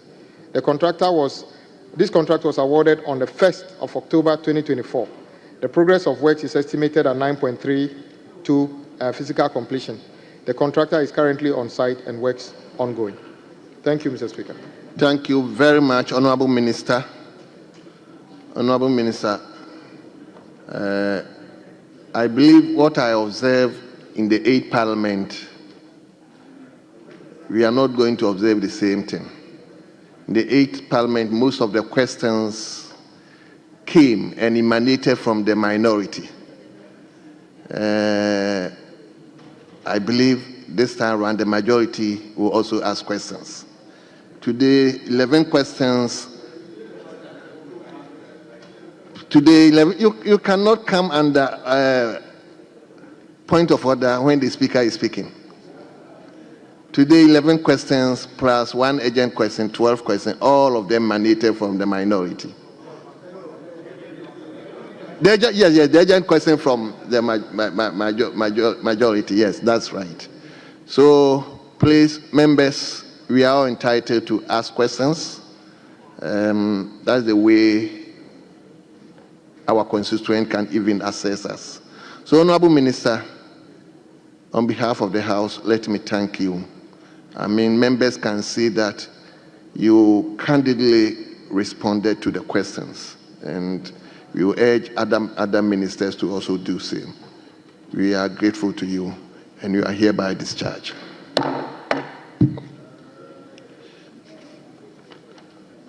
Honorable members, before we go back to item 6 in today's order paper, let me create the indulgence of the House to acknowledge our children who have come all the way from Bono region. Is that not the case? from Yamoransa Model Labs. Yamoransa Model Labs. And yes, they are being led by Jonathan Amponsim, who is the senior project associate. And they are coming from Doma West Constituency. Doma West Constituency. And I guess the member is here, Vincent? Yes. Yes. I hope you take care of them. Mr. Speaker, with your support, I'll take care of them. Very well. Very well. Yes. We thank you for coming all the way from, is it Sampa area? Honorable Speaker, they are from, we have so many labs. My lab is lab 12. We have lab 1, lab 2, in all the regions of the country. And we have Liberians and even Gambians. Oh. And it's an annual event. It is robotics. They do robotics competition and whole other things. Very well. And it's funded. I'm the promoter. We have promoters around. I know Honorable Elizabeth Ejari is a promoter for Bono East. I'm for Bono. There's another one for, it's all over the country. Very well. So this is an annual event. Oh, very well. Thank you very much. Yes, Chief Whip. Thank you very much. Speaker, I have my 2 schools from Southern actually. And we participated annually. And this year we came second. And so, let me see you. Yes.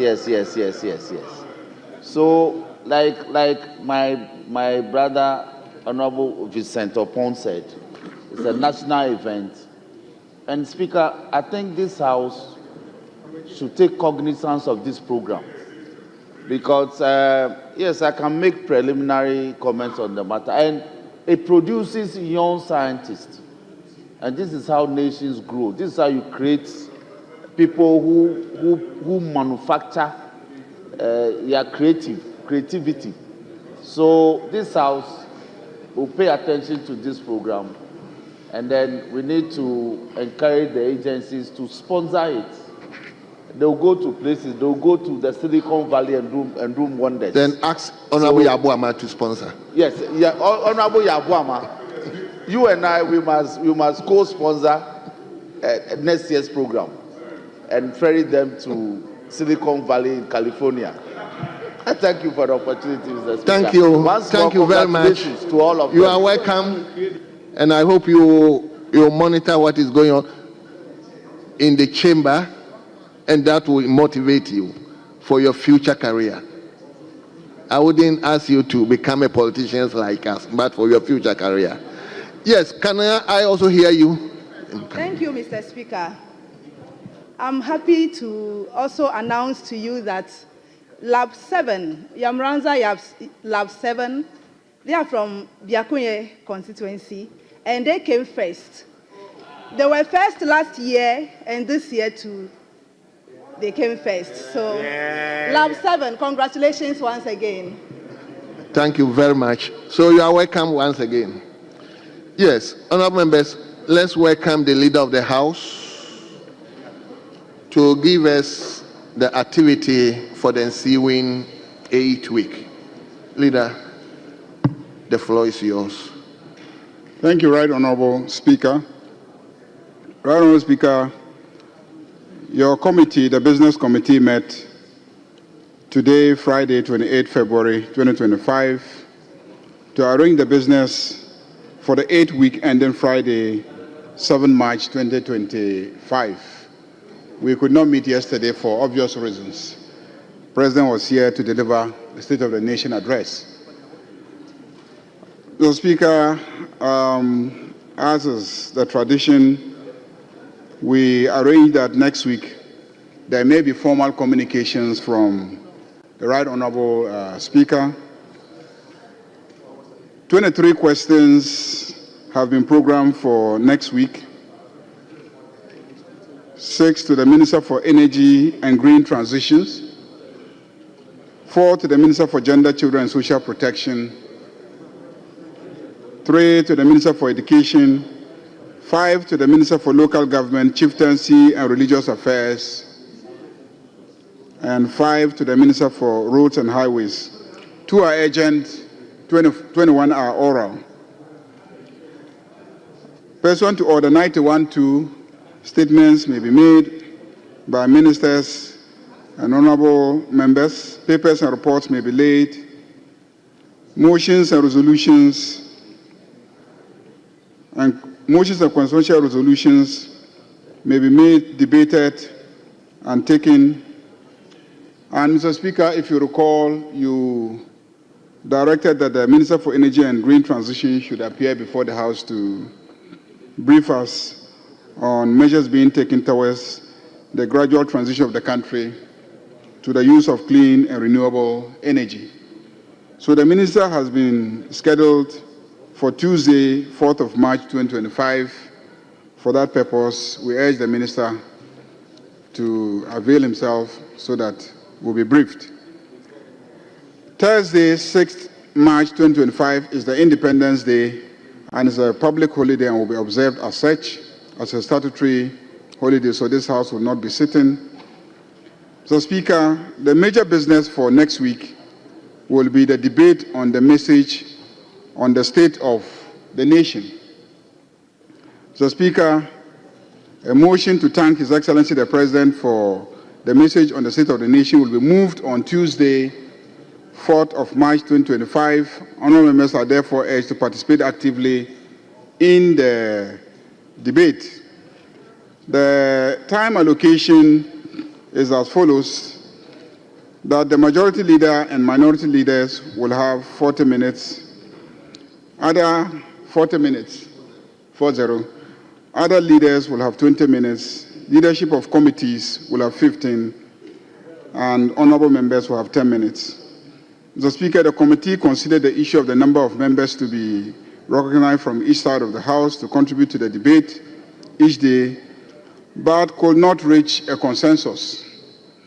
The minority held the view that in line with existing practice and convention, the number of contributors to the debate should be equal for both sides. That is 5 members for the majority and 5 members from the minority for each day.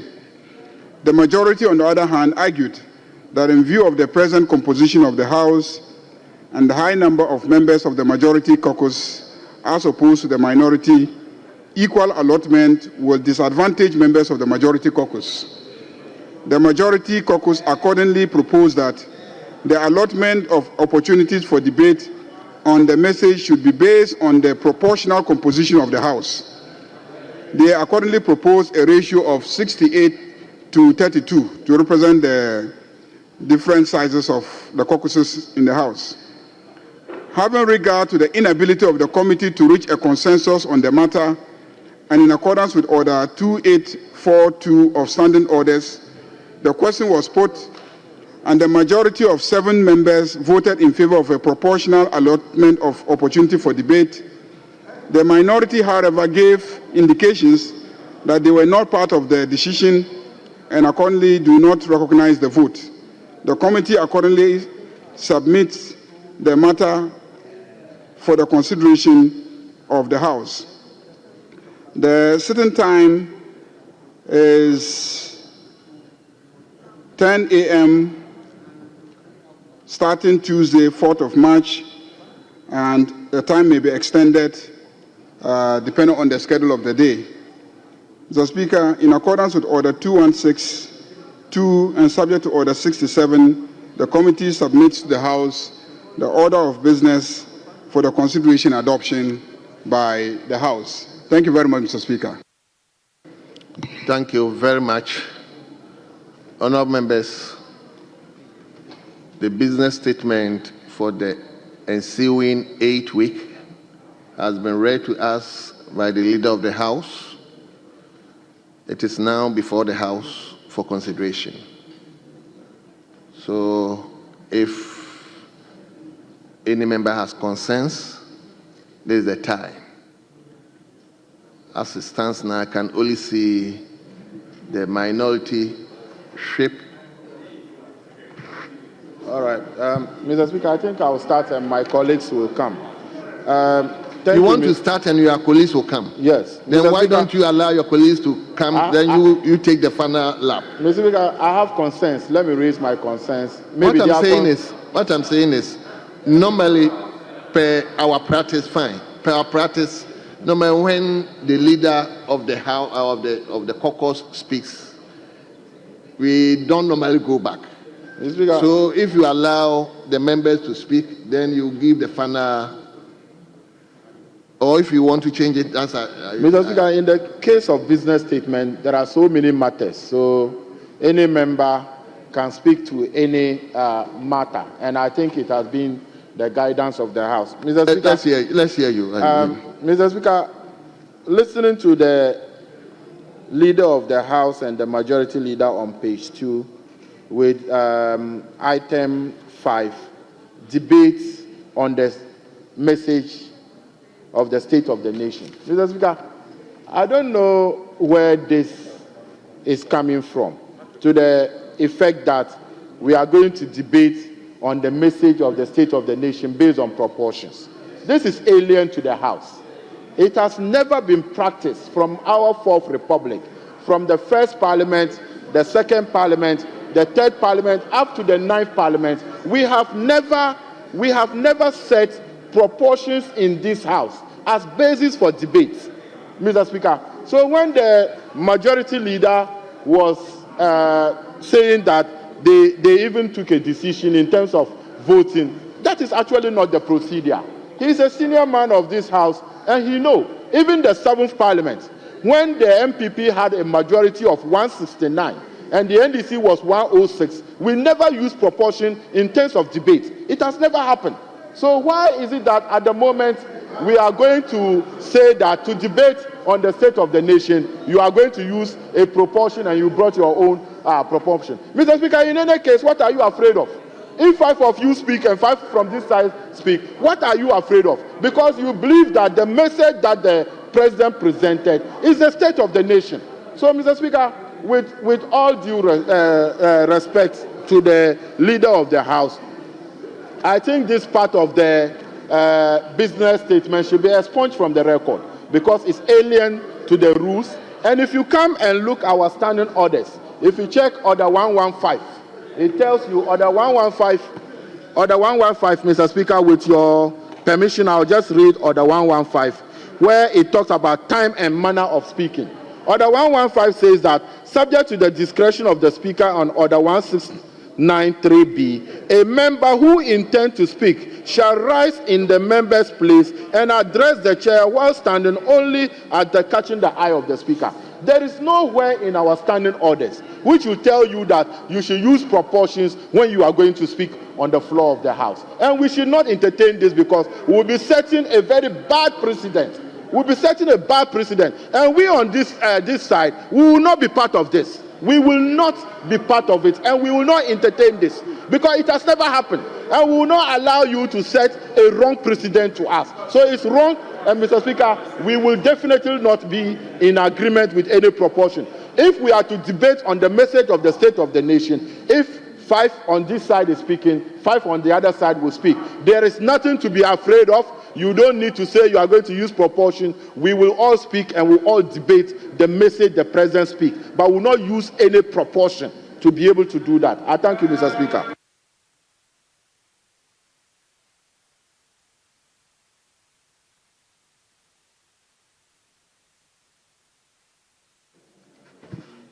Thank you, Mr. Speaker, for the opportunity. I think we all came to Parliament for the same purpose, both majority and minority members. We in the majority have observed that there's one function in Parliament that most of us are not getting the opportunity to play, that is to deliberate in this House. Whether it was a previous practice or something we are introducing, we have to look at the merit. If you are going to do a proportional participation in this parliament, it would disadvantage some of us in the majority. Simple, yes. But our duty, no, listen, Mr. Speaker, our duty here is for all of us to comment, and participate in every activity, any deliberation in this house. All of us are supposed to contribute, whether you are majority or minority. We shouldn't use partisanship to limit anybody from participating on the floor of Parliament. We shouldn't use it.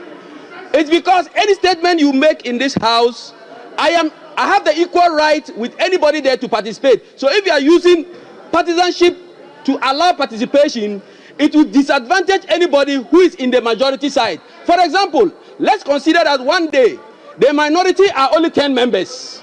Let's consider it. Tomorrow, the minority, you are only 10 members. How are the rest going to participate on the floor of the House? For instance, you know we are assessed as members of Parliament to get our chance to return. There are NGOs assessing our participation in Parliament. There are NGOs that will come with who are those who are speaking on the floor and who are those who are not speaking. I want to speak, but you are saying my party have 2 chances to speak. The other party has 2 chances to speak. Meanwhile, our number here is twice your number. Yes. You would have 10 times the opportunity to participate. Yes. But my party, even if they are allowing everybody to speak, I will only have 1 chance to speak. So when they are assessing parliamentarians, I'll be poorly assessed. But it is because of that. Just like your members have the right to comment on the President's State of the Nation address, I also have the chance, have the privilege and the right to participate. So we are going to do it proportional in every debate. In every debate, it must be 4:1. Thank you very much. We must not have equal opportunities as parties. Thank you. We must have equal opportunities as representatives of our people. Thank you. And that is the way we must participate in this house. Honorable member, thank you very much. Thank you, Mr. Speaker. Yes. Thank you, Mr. Speaker.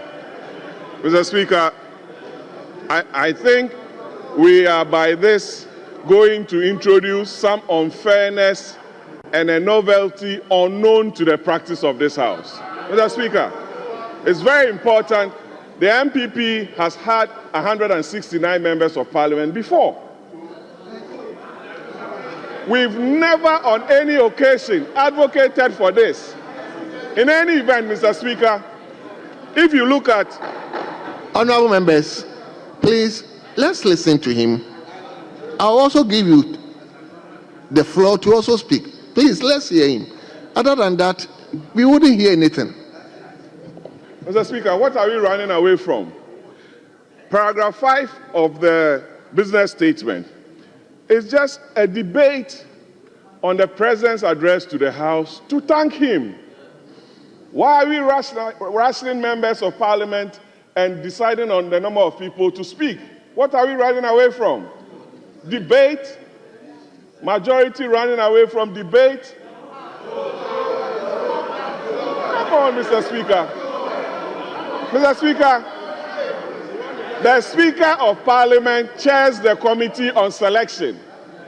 Committee on Selection only uses ratio in the apportioning of members on committees. That's all.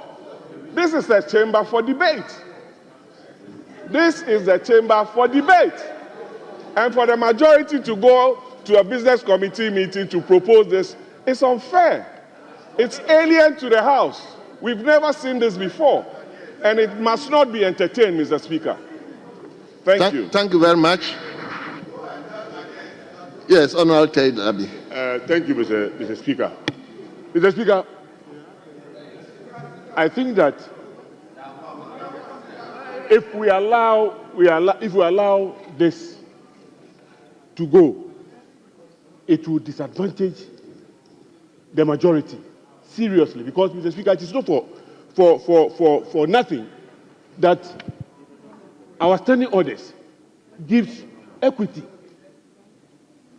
to members on committees. Why? Yes. It is because of equity insofar as participation is concerned. What it means is that if we allot 2 hours for debate, What it means is that 183 or 187 will have 1 hour divided by 183. And then 80 divided by whatever. But what are you talking about? Mr. Speaker, it will be unfair. And it seriously, it doesn't give equal opportunity. And as my other colleague said, others are looking at people who speak. They are assessing members of parliament based on the opportunity to talk. So if the probability is higher on your side, what is going to happen is that they will think that our people, like Mr. Speaker, it is for this reason that the former Minister of Information had the guts to go and say that members from our side are not speaking because, Mr. Speaker, that is the reason. That is the reason, Mr. Speaker. So, Mr. Speaker, I think that for the sake of equity, we need to go by the proportion so that everybody would have opportunity to speak, be it on at the committee or on the floor of Parliament. Mr. Speaker, I think it's just fair. It is just fair. Thank you, Mr. Speaker. Thank you, Mr. Speaker. Mr. Speaker, I have 2 points to make. One on this proposal for proportionality, and then one on something else which I believe should be programmed in the business statement for next week. First, Mr. Speaker, is this question of proportionality. For the purposes of debate, that is why next week we have an opportunity, I think about 4 days or 5 days or so, to debate. What is a debate? To exchange contrasting views on what His Excellency the President has presented. Is there anybody on the majority side who is going to say he disagrees with the President? No. What is going to happen, Mr. Speaker? What is going to happen, Mr. Speaker, is that in this debate, the contrasting views that you will get from this side. And that is why the convention has been over the years, from the first Parliament, second, third, fourth, fifth, sixth, seventh, and eighth, that when one person speaks on the other side, ostensibly to repeat what the President has said, you will get a contrasting view from another person from this side. So, Mr. Speaker, we should not fall for this temptation that we are now coming to do some proportional representation when it comes to the debate on the state of the nation. The convention has always been that one from this side, one from this side. To our brother at the back who is laboring to answer the question, what formula should be used? The standing orders have prescribed the formula that should be used, Order 1151. It doesn't lie in the mouth of any caucus to make a determination on numbers. Actually, the rules say that it is the Speaker who examines the chamber and selects who should be speaking. And the convention has been that you catch the Speaker's eye and the Speaker selects one from this side, one from this side. So, Mr. Speaker, we should not get into this new proposal that is being given us, that we should now select 2 or 3 from one side before we select. We will not hear any contrasting views if we go that way. Secondly, Mr. Speaker, if you look at the business statement for the week ahead of us, you would imagine that any other matter that is a precursor to the budget, leader, should be executed next week before the budget is brought. There are about 3 policy documents that the government benches have advertised to the whole country, which are relevant to the budget. If you look at your manifesto, I have a copy here. You have what you call the Economic Recovery Program, you have the Economic Transformation Agenda, and then you have your 24-hour economy policy. Mr. Speaker, the budget that we are going to receive on the 11th is based on these documents. None of these documents has been brought to this House. In previous times, documents like the Ghana Beyond Aid policy, etc., they will be brought to this House. I think that what the government benches should consider, including in this business statement, is bringing to this House the 24-hour economy policy, the Economic Recovery Program, and the Economic Transformation Agenda, so that Parliament can have an opportunity to see it, make input into it, query it, before the budget itself is brought. And I want to urge on the leader of government business that they should consider including this before the budget itself is brought. I thank you, Mr. Speaker. Thank you very much. Yes, Honorable. Thank you. Thank you, Mr. Speaker, for the opportunity. Mr. Speaker, Order 216 of our standing orders clearly has given the mandate to the Business Committee to determine the order in which business is conducted in this House.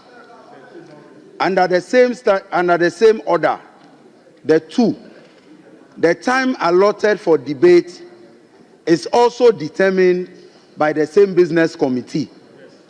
Parliament is a house of representation. We are representing our individual constituencies. And so when it comes to deliberations in the House, it is important that time allotted and opportunities given reflects the manner of representation.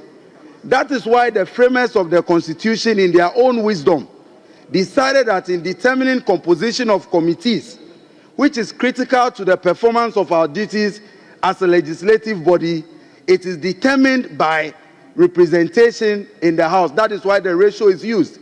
So it is only proper that we have this determination done in such a way that because we have the majority and the numbers are so huge that we are more than twice the number of the minority, in the debate of the state of the nation, it is proper that we are giving more slots than the minority is given to debate.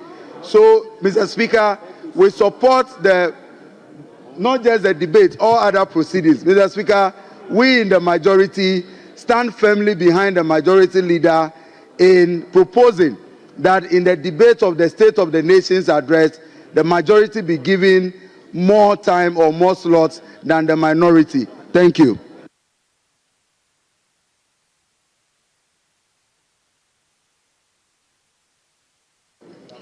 Thank you, Mr. Speaker.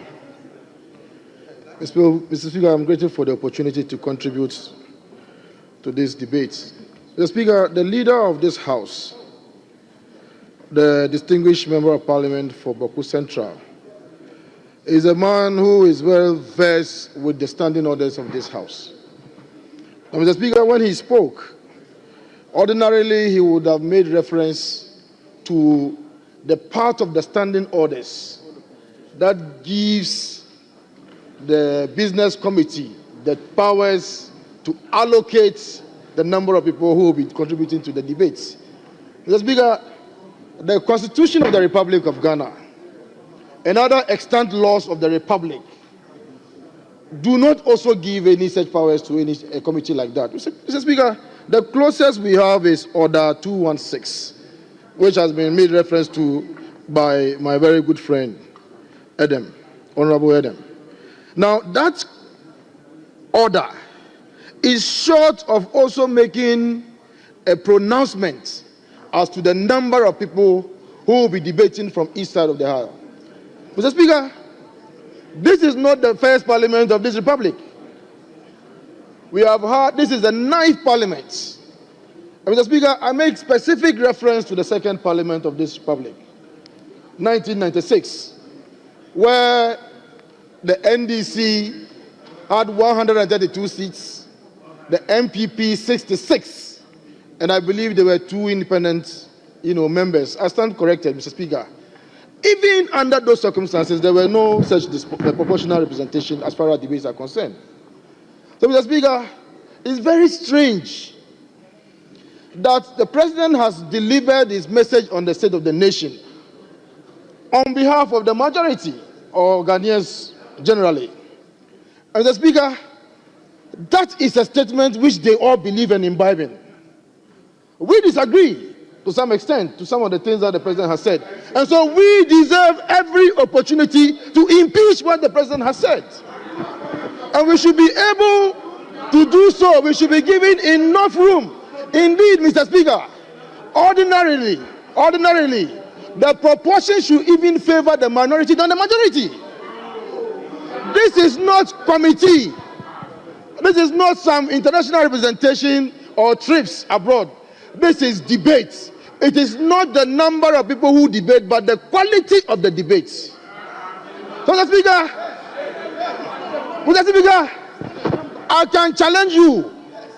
We can debate you on any day. Even if you make it 10-1, we'll beat you on the debate floor. Mr. Speaker, in this hallowed chamber, we are ready for you, but we are not ready for you to trample upon our rights. We will debate with you as has been done previously, and we will do so equitably, and we will do so in accordance with our standing orders and the Constitution of the Republic of Ghana. I thank you, Mr. Speaker. Thank you. Yes, Honorable James Agaga. Mr. Speaker, the arguments made by our colleagues from the other side suggests that when the motion is moved, all those who rise and catch Mr. Speaker's eye from this side of the House will necessarily speak in favor of the motion. Mr. Speaker, this is an erroneous assumption. In fact, it is a presumption which is rebuttable. We are in a democracy. Mr. Speaker, we are in a democracy. Is it rebuttable, under Ghanaian circumstances? The assumption, it is rebuttable. If it is Europe, America, I can Mr. see that. But in Ghana's circumstance, is it rebuttable? Honorable James, Mr. Speaker, I'm saying under Ghanaian circumstance, the way we see our discussion, Mr. Speaker, is it rebuttable? Mr. Speaker, without attempting to draw you into the debate, I can say you are a classical example of the rebuttal of that presumption. You came close to rebutting the presumption some time ago when you stood firm and bold in taking certain decisions. At the end of the day, Mr. Speaker was hailed by all for being courageous. Mr. Speaker, we must encourage members to take dissenting views, hold dissenting views and express them, regardless of which side of the aisle you belong to. It should be possible for my good friend Honorable Tampule to speak in favor of the motion which would be moved on Tuesday. In the same measure, it should be possible for my leader Roxanne Nelson Dafia Mokpo to speak against the motion. So, Mr. Speaker, with the greatest respect, let us be guided by what the standing order says, and it is very clear. What does it say? Standing Order 2162 says, and with your kind permission, let me read. Subject to Order 67, the committee shall A, propose the business of each sitting and the order in which the business is taken. That's all, it's clear. Now, the business committee, Mr. Speaker, the business committee has clearly determined the order upon which the debate on the motion will be taken. The committee's determination is that we go by the proportion of 68 is to 32. And this is representative of the numbers in this House. Mr. Speaker, the fact that one side won by an overwhelming majority does not mean that our majority status should work to our disadvantage. Which is why we are saying, let us adopt a proportion which reflects the numbers in the House so that members would have the opportunity to participate in the debate regardless of which side of the House what they belong to. The fact that I belong to the majority does not mean that I should be limited or restrained because I was voted for by the overwhelming majority of the people and I sit to the right hand of Mr. Speaker. So, Mr. Speaker, let's do the right thing. Democracy is about majoritarian rule. The majority must have every opportunity to participate effectively in this debate. Mr. Speaker, given the numbers on this side of the House, if you limit us, you'd be denying 184 constituencies equal opportunity to be heard. Why would 88 members of the House have equal opportunity to speak? Equal opportunity, 50-50. This would be unfair.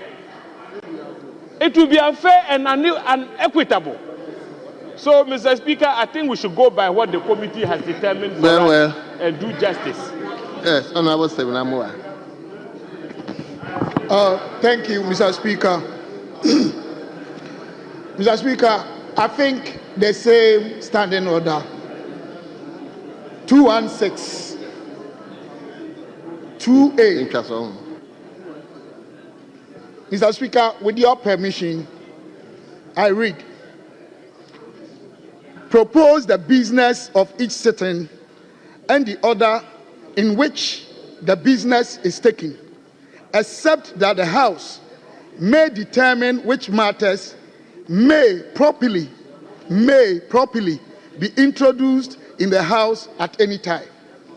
Mr. Speaker, I think this extract is so clear without any ambiguity. Unless somebody wants to undermine the very law that has conferred on us the power that we want to abuse in this House.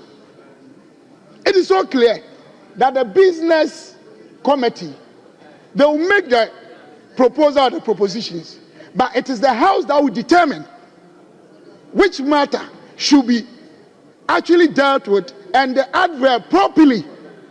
So it doesn't lie within the jurisdiction of the business committee to impose on us anything which is unlawful. I think we've come too far to accept any imposition of one party's interest. We are here, at least I understand that the Constitution, the standing orders or conventions are the very tools that actually guide us in this House. Looking at 1996, we had different numbers in terms of ratios, and we could not use that as a yardstick to make the decisions, Mr. Speaker, they want to make today. I'm advising my brothers from the other side that we want to live in peace. We want to adhere to the democratic principles that have brought us this far, and that has earned Ghana the reputation we have on the continent of Africa. If they think they want to abuse their number, and by doing that impose on us their interest, we will not allow that. We will resist any form of imposition, any form of intimidation, any form of threat that will undermine the very democracy and the Constitution that is leading us. So, Mr. Speaker, all that I'm saying is that we will not sit down and allow anything that will be done in law. They say mela fide, in bad faith. I think the good people of this country voted for us to position ourselves in a way that they will learn from us. The students were here, the media, they are here. Now, because of your numbers, are we practicing autocracy or democracy?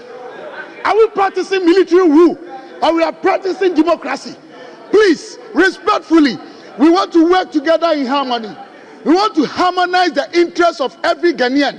Equality, as the Constitution says, Article 17, must be respected. We cannot decide anyhow because we have power.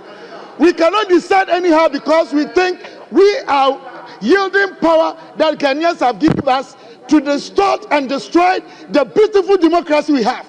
Don't let anybody think our numbers, they'll intimidate us. Don't let anybody think because we have these small numbers, they'll behave in a way that we will succumb to their threat.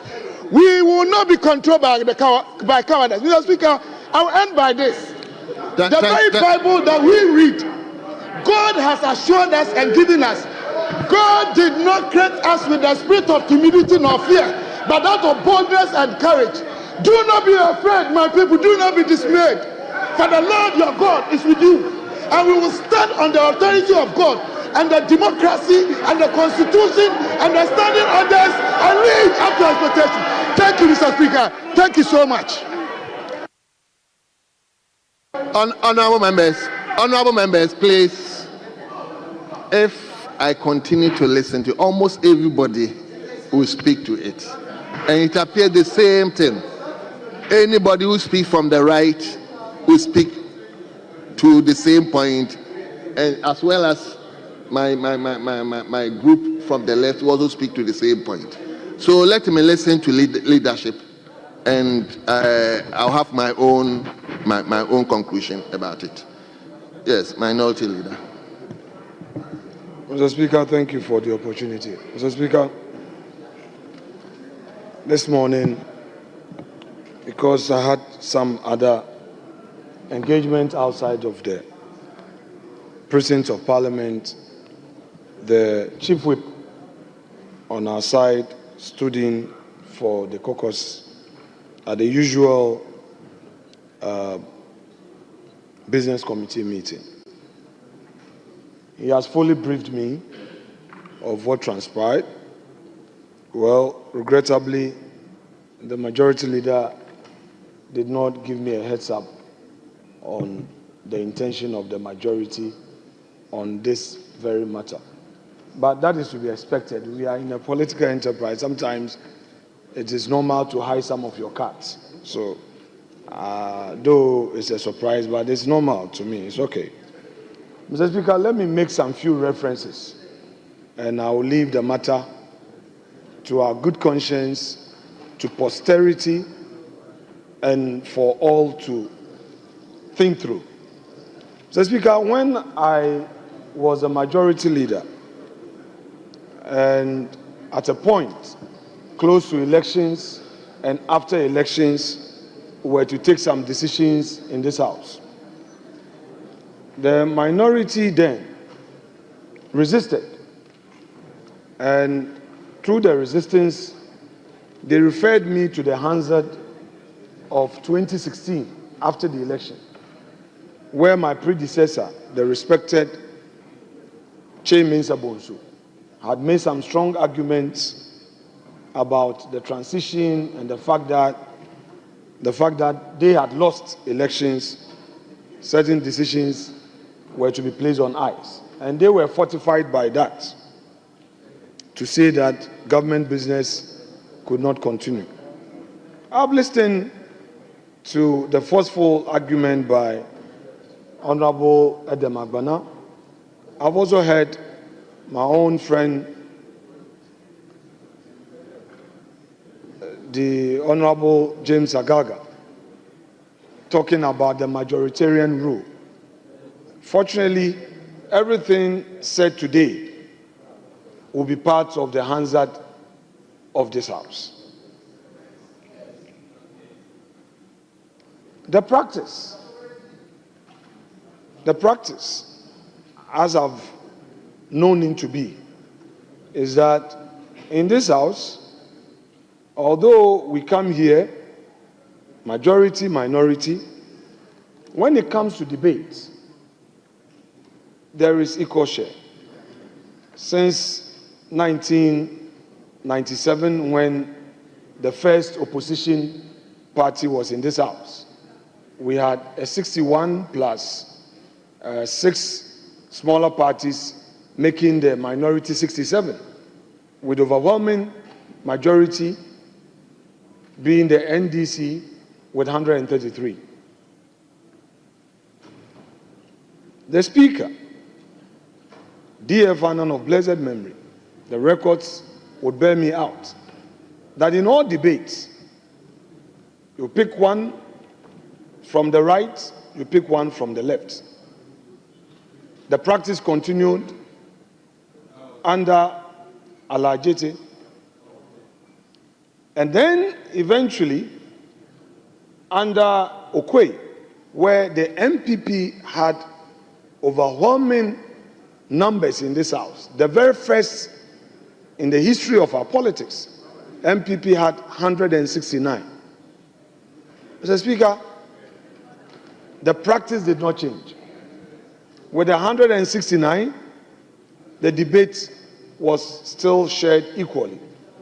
And I do recall that even committee sittings, committee sharing, some consensus was built and some concessions had to be made by the majority to accommodate some more numbers for the minority. Mr. Speaker, delegation to sub-regional parliament and all, we all had some understanding of the way to go. Well, I am not going to challenge the majority on this. I will not.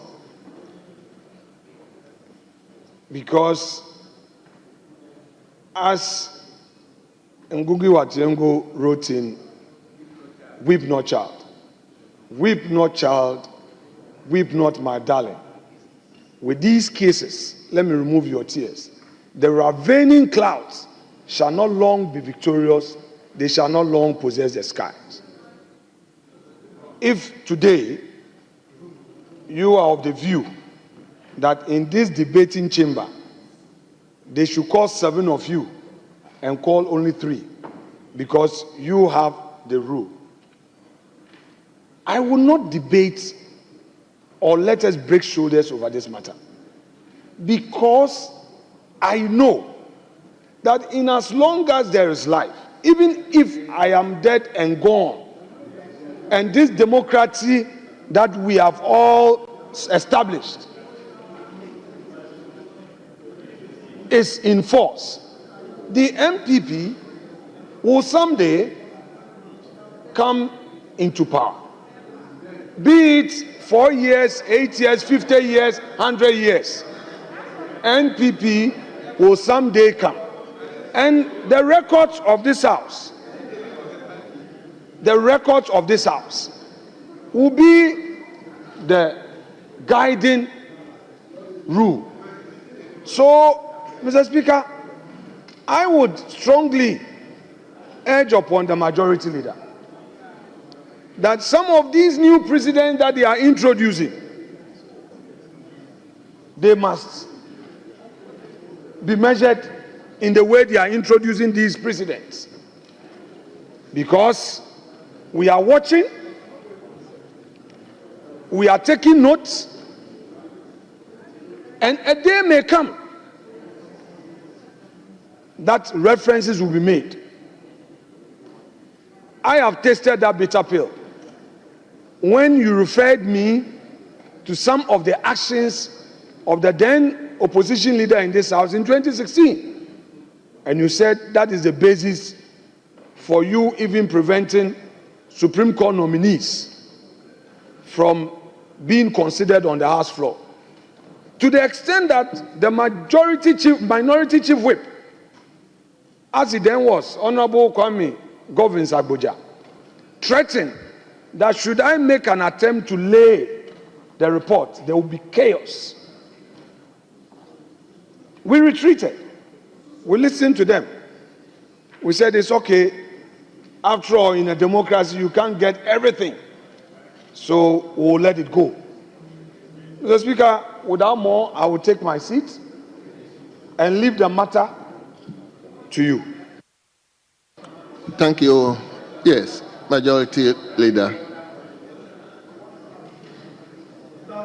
Thank you very much, Mr. Speaker. Mr. Speaker, I have listened carefully to colleagues in the chamber, and I think, in a sense, there's been an attempt to question the mandate of the Business Committee to engage in a determination that the time allotted for debate should be proportional to our numbers in the chamber. Mr. Speaker, let's look at Order 216-2B. Order 216-2B. 216-2B says that, subject to Order 67, the committee shall recommend the time allotted for debate on bills. The time allotted for debates on bills, motions, private members' bills, private members' motions, and other business. Here we are discussing a motion to thank the President for coming to this House to deliver a message on the state of the nation. So it is part of the mandate of the Business Committee to recommend the allotment of time. Mr. Speaker, let's break it down to what is in issue. What is in issue is that the business committee proposed that we have 5 slots, 10 slots per day, and the 10 slots and the debate will last 4 days. So in effect, Mr. Speaker, we are looking at 40 slots in all for the debate. Okay? 40 slots in all for the debate. And we have allotted the specific time that each speaker may speak. The allotment to leadership, the allotment to chairs, and the allotment to ordinary members. Mr. Speaker, according to what my friends on the other side are proposing, we should allot 20 slots and the time allocated for those slots to their side, and also allot 20 slots and the time allocated for those 20 slots to our side. Mr. Speaker, what that means is that their side, with 88 members, will individually have a higher allocation of allotted time than this side that has 188 members. So, Mr. Speaker, what we are saying is that it is inequitable to have 188 members who constitute 68% of the House take 20 slots, and then you have 88 who are 32% of the House also taking 20 slots. It's just inequitable. It is inequitable, Mr. Speaker. Mr. Speaker, what that means is that members of this side get more opportunity, more airtime, more opportunity than members on this side. Mr. Speaker, like an ordinary member, a member indicated earlier on, because of this, the public watching us often come to a conclusion that we with 188 members are being overshadowed by those who are only 88. And that is because the allocation of time. Because if you give them 88 people 20 hours and give 188 people 20 hours, definitely the 88 people with 20 hours will end up outshining the 188. So it is only fair that we allot the time on the basis of our numbers in the chamber. So, Mr. Speaker, it is only equitable. I have also heard colleagues try to argue that Order 115 governs the allocation of time or the determination of who speaks. Mr. Speaker, let's read Order 115. Order 115, and with your indulgence, Mr. Speaker, I read. It says that subject to the discretion of the Speaker and Order 1693B, a member who intends to speak shall rise in the member's place and address the chair while standing only and catching the eye of the Speaker. Mr. Speaker, this has nothing to do with the allotment of time. This has nothing to do with the allotment of the number of speakers determined for each side. Mr. Speaker, it has always been the practice of this House that we conclude by saying that whatever it is, let's be fair. We have a lot of new members on this side, and we also have new members on this side. When we restrict the allocations the way that you are proposing, what it will happen invariably is that it means that a member on your side gets 2 opportunities when a member on this side gets only 1. And that's not fair. That's not fair. A member on your side gets 2 opportunities when a member on this side gets only 1 opportunity. That's not fair. Mr. Speaker, let me get to the subject matter. A debate on the state of the nation presented by the President. there are two sides.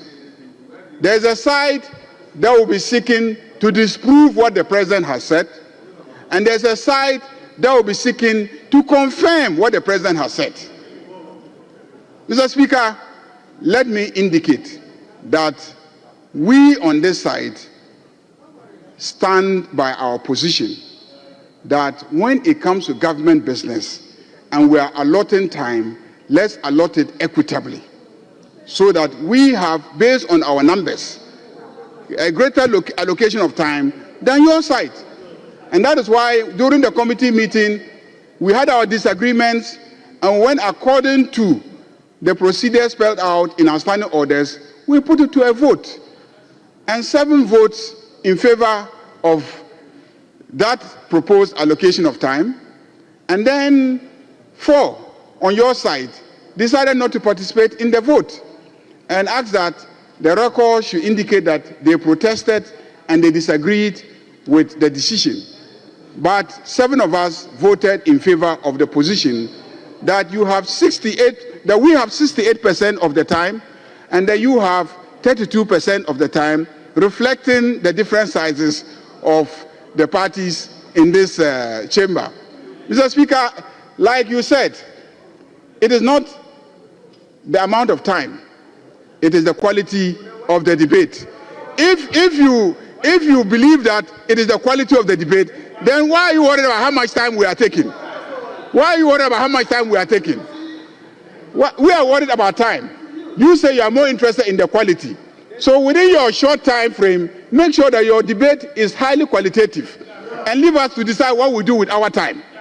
So, Mr. Speaker, that was the position that was taken. But I forgot to add one thing because those who wrote the report omitted it, and members of the committee will confirm that.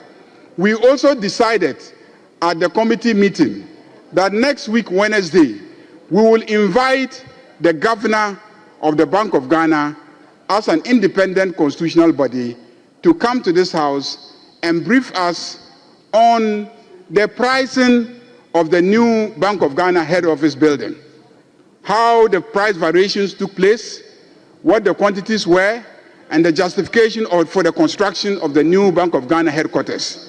And so this is programmed for next week, that this house is inviting the governor of the Bank of Ghana to come and brief us on the pricing of the Bank of Ghana head office building. And so I urge members on Wednesday to show up so that we will hear from the governor on the pricing of the Bank of Ghana head office. I also take on board the proposal that we should consider having the relevant sector ministers to present policy proposals on major policies that this government has pronounced. I think that it would be a good idea for the relevant sector ministers to come and present the policy documents to us, but the issue is timing, whether it should be before the budget or it should be after the budget. I will convey the message to them. It's a good proposal. I will convey the message to them and see whether they are prepared to come before us with those policy documents before the finance minister appears, or they will incorporate it in the budget so that the finance minister will make those policy pronouncements and then proceed to present a budgetary allocation to implement those policies. The invitation of the governor is on Wednesday, and it will be at the sitting of the committee of the whole, and it has been provided for in the draft document that we had. But when they went to print the final document, I did not see it. So, Mr. Speaker, I think those are the issues, and that is how we have programmed next week. And so, Mr. Speaker, I urge the House to adopt the program for next week as presented by the chairman of the Business Committee. Thank you. Honorable members, Thank you, Mr. Speaker. Mr. Speaker, Mr. Speaker, I want to invite you to the Constitution. I want to invite you to the Constitution in Article 104. And with your permission, I read. Mr. Speaker, except as otherwise provided in the Constitution, matters in Parliament shall be determined by the votes of majority of members present and voting, with at least half of members of Parliament present. Mr. Speaker, on page 2 of the business statement, the conclusion part, it reads that the minority, however, gave the indication that they were not part of the decision and accordingly do not recognize the vote. The committee recommend the committee accordingly submit the matter for the consideration of the House. The consideration of the House implies we need a decision quorum, which is 138. I invite you, we cannot take that decision at the moment. We don't have 138 members in this chamber, and we cannot take a decision because the committee recommend for the House to adopt it. And I invite you that, Mr. Speaker, we can approve the business statement and stand down this very matter because it is for the consideration of the House. And in Article 104, we don't have 138 members present to take that decision. Mr. Speaker, I so invite you. Thank you. Well, honorable members, I think this issue, you wouldn't allow. Yes, will you let me hear you? Speaker, I have listened to the Honorable Second Deputy Minority, First Deputy Minority Chief Whip. He has read the Constitution to you. He has not conveyed anything other than that to you. The invitation has not been done. Mr. Speaker, he has not told this House how many we are. He hasn't. I have counted. He has not told the House how many we are. If we are not 138, how many are we? So Speaker, it is inaccurate for him to suggest to you and to the House that we are not 138. For we are, and we are more than.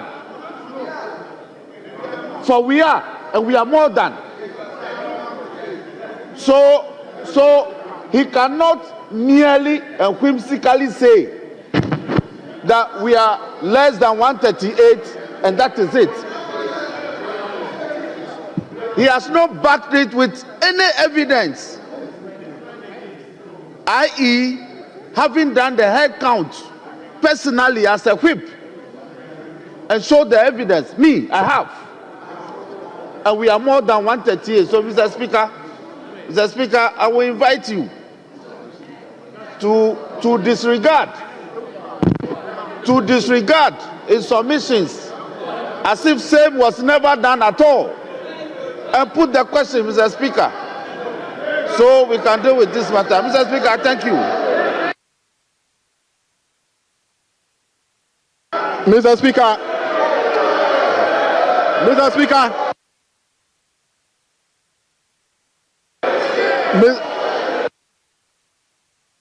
Mr. Speaker,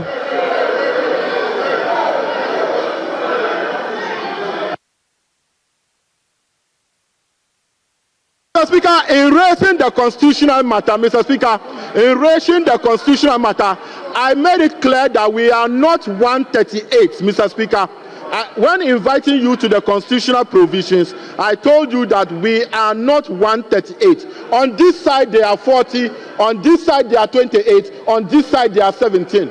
We are less than 100, Mr. Speaker. We are not 138. So for that matter, I invite you to stand on the matter because we don't have a decision-making quorum to continue with that matter, Mr. Speaker. We can approve other part of the business statement, but that matter that was invited, the committee invited the House for its consideration on that particular matter.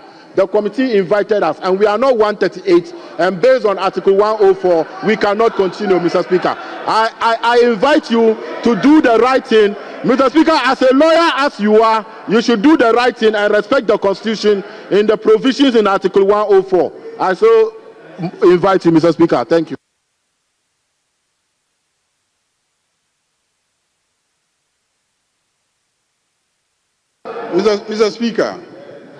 Mr. Speaker, I was at the business committee meeting. Mr. Speaker, what happened at the committee meeting was that when the matter came up, we argued and argued and argued, same way that we're arguing in the chamber, and there was no consensus. So I referred them to the appropriate orders 2842 and said, if you cannot come to a consensus, which is what the rules say, that you should decide by consensus. If you cannot come to a consensus, then you will have to put it to a vote. And the chairman, Honorable Ricketts, he was chairing. I was there. I'm the chairman, but I was not chairing. But he was chairing. He put it to a vote. Voice vote first. A voice vote first. Then there was some disagreement. We said, let's do head count. They said they didn't want their heads to be counted. They didn't want their heads to be counted. So I even encouraged them to cover their heads so that we'll count the other available heads. On a lighter note, Mr. Speaker, we joked about it. So we counted. And the majority side were 7. And then they said they wanted it recorded, that they protested. To say you want something recorded, that you are protesting against it, that you don't recognize it, doesn't mean that a vote was not taken. It also doesn't mean that you didn't lose the vote. Because the rules are clear that you put the matter to a vote. You either win or you lose, or you abstain. You didn't want to abstain, also didn't want your head to be counted. So how are we to go about it? So we said they should count those who were voting for it. So they counted, and 7 voted for. And there were 4. So we assume that naturally the 4 were either abstaining or voting against. So the matter could not have been referred to this House to take a decision. There's no way that the matter was referred to this House to take a decision. No matter what the secretary wrote there, because of this same matter, we said the secretary should tell us exactly what our conclusions were at the meeting. Because we didn't want a situation where we will get to the chamber and there will be a dispute as to what had actually happened. So the secretary then indicated to us in their presence the conclusion that there was a vote, and the vote was 7 in favor of, and we didn't know whether the 4 were abstaining or they were voting against, but that they wanted to record it that they were against the position that we had taken. And that is it. There was no decision there that the matter was being referred to the House to decide. So it can be amended. So, Mr. Speaker, that provision is hereby amended. Yes. Because there was no decision. And there are members who were there. If they are in this room, unfortunately, Mr. Speaker, in order to raise a question of quorum, I noticed people walking out in droves.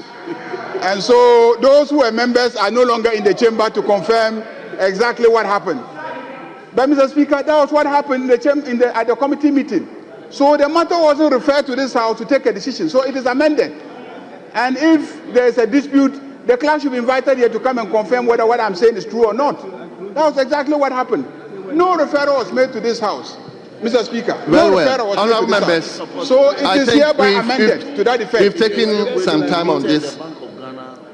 The same way, Mr. Speaker, that the Bank of Ghana component of our conclusions was also omitted. If you read what you have, the Bank of Ghana decision to invite the Bank of Ghana here on Wednesday was also omitted. And yet, if you ask them, they will tell you that they took that decision.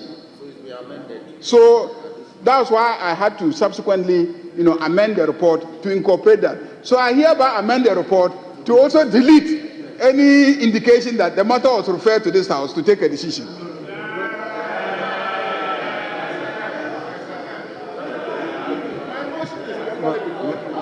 Mr. Speaker. Mr. Speaker,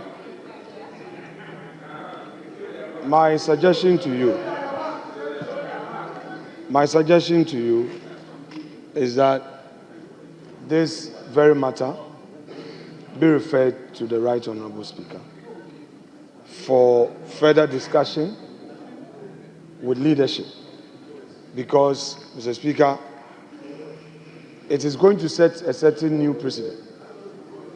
And you are a member of this House, and you are as a second Deputy Speaker. I suggest that let's go and discuss this matter with the Right Honourable Speaker, and then we can make progress. If he, as the head of this assembly, finally exercises the discretion that whatever is being said by the majority should be the new practice, then we have it on record, and then we are guided. The Speaker insisted that there are so many means a member can be heard. There are so many means a member who is desirous to be heard that is indeed doing work in the chamber can be done. It can be done through questions, as this morning I was in a way trying to invite my members from the majority to ask questions. They can come through statements, they can come through motions, and all these are ways that members who are desirous to make industry in the chamber can do. When it comes to contributions and comes to debate, normally the practice of the House, and by extension to other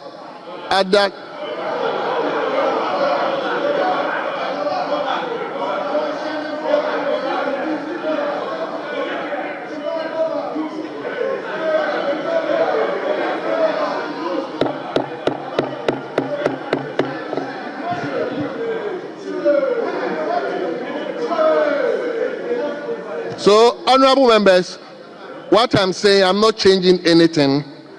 I personally would like to go by the status quo, but the business committee has taken a decision. I think what the minority leader is saying is to refer to the Speaker again. I think is in order. But honorable members, please allow me to finish.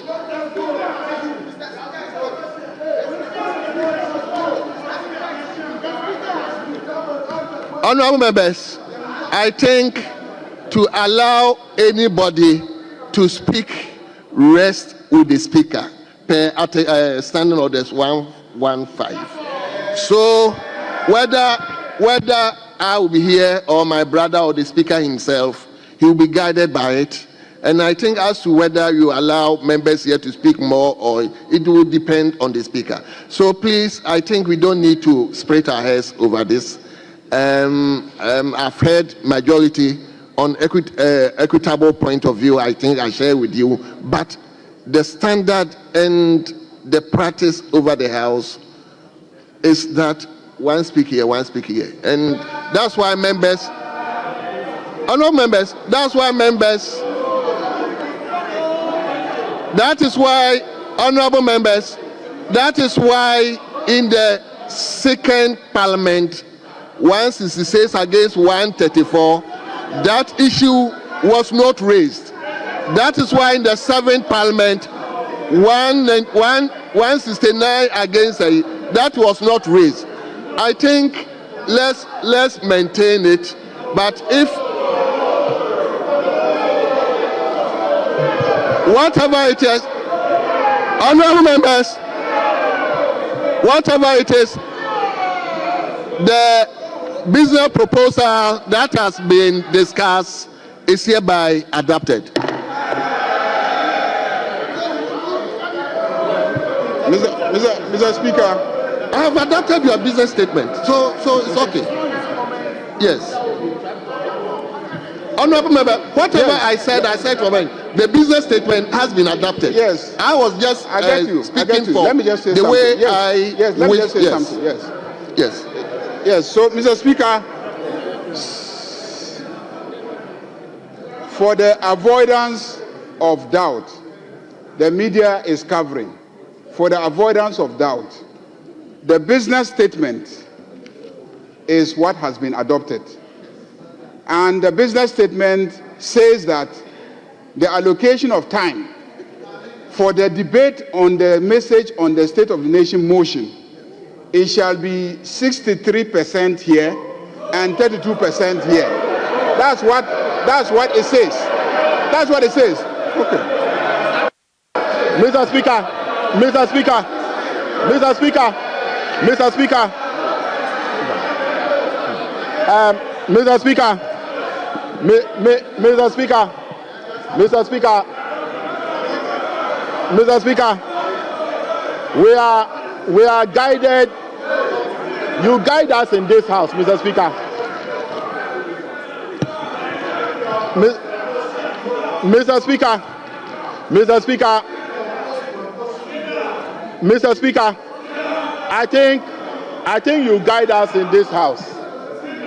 Mr. Speaker, I don't want to say what the minority leader said.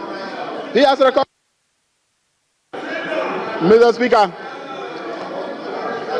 Mr. Speaker, Mr. Speaker, honorable members, let's close the chapter. Yeah, for this Mr. Speaker, Mr. Speaker, you heard the majority leader, and Mr. Speaker, what I'm simply trying to put across is that you have guided us, and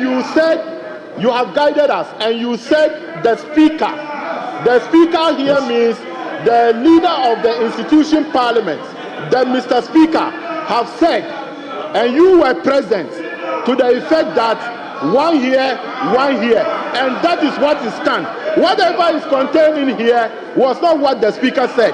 In order 115, when a member time to speak, lie on the speaker. So the majority leader assertion of his time allocation 68 to 32 is not approved. It's not there. It's not approved. Honorable, the speaker said one here, so it's not approved. Honorable members, the presentation by the majority leader was to the effect that whatever decision that was taken at the business committee was not to be brought to the chamber for us to take a decision on. I mean, it has been presented, members have raised issues. Personally, I have also raised my own issues.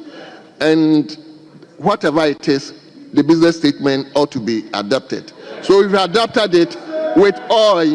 But like I said, if I am presiding or my member is presiding, per our standing orders 115, the person must catch the speaker's eye.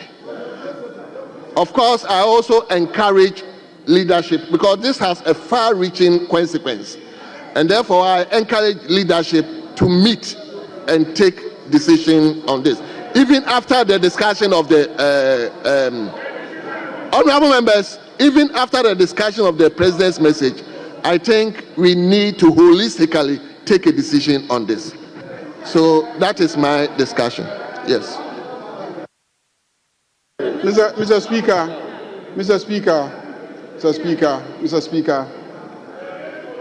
Speaker, I beg you.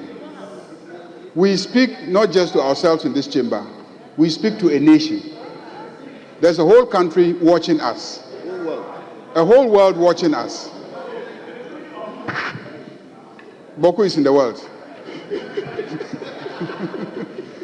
Mr. Speaker, what happened today is that we brought the report of the business committee to be adopted. One of the items in the report is how we allot time for the debate on the motion on the State of the Nation next week. And we have specific recommendations. It was disputed at the committee meeting, but we voted on it. And so it is part of the report. It has been disputed here, comments made, and etc. You yourself have expressed your reservations, but in the end, you put the vote, the question to us to vote and adopt it, and we have voted and we have adopted the report. So the report The report as adopted.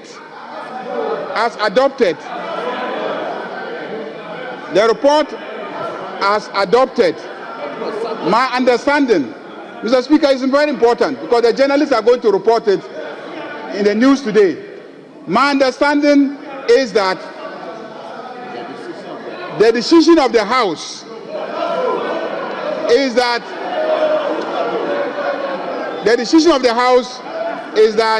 68% of the time is allocated to the majority and 32% of the time allocated to the minority. That's the decision of the House. That's the decision. Mr. Speaker, I want the media to convey this because this is the decision. Mr. Speaker, the Speaker has made some comments. He has made some comments. And his comments are that, in his opinion, the allocation of time is governed by Order 115. That's what I heard the Speaker saying. To catch the Speaker's eye. But, Mr. Speaker, you know that when we are debating the budget, when we are debating the State of the Nation address, it is not the person who rises that catches your eye. We normally write down the names on a list of paper and give it to you, and then you call them according to the name that we have given you and the times agreed. So it's not a question of who catches your eye. It is how many we have given you and who we have given you, and how many they have given you and who they have given you, that you call. And that is what is going to govern the debate next week. So next week, we will give you 68% of the names, and they'll give you 32% of the names. And that's what you will call. Thank you very much, Mr. Speaker. Honorable Majority Leader. Honorable Majority Leader. Honorable Majority Leader. With regards to the names, can you educate me with regards to the names? Because all these are more or less conventions we have adopted. They are all conventions we've adopted.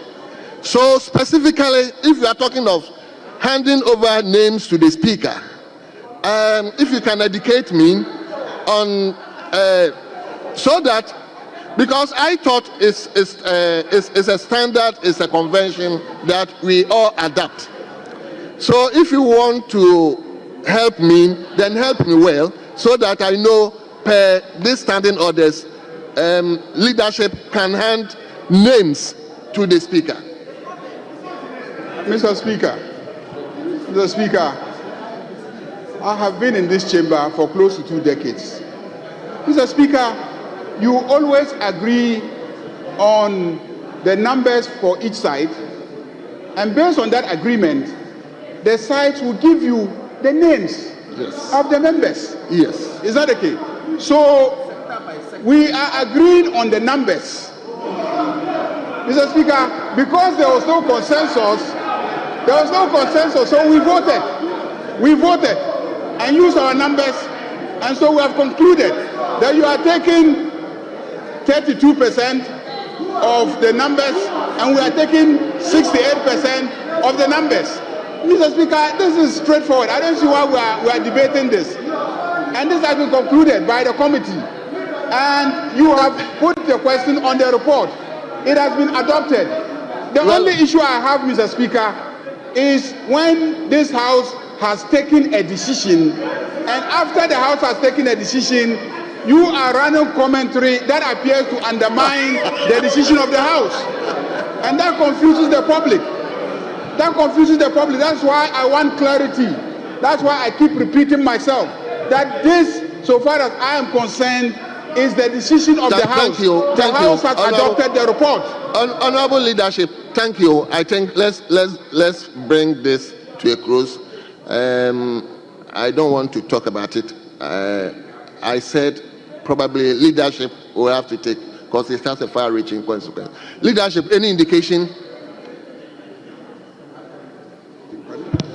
Speaker, considering that we just adopted business statement and the questions slotted for today have all been taken, we are in your hands.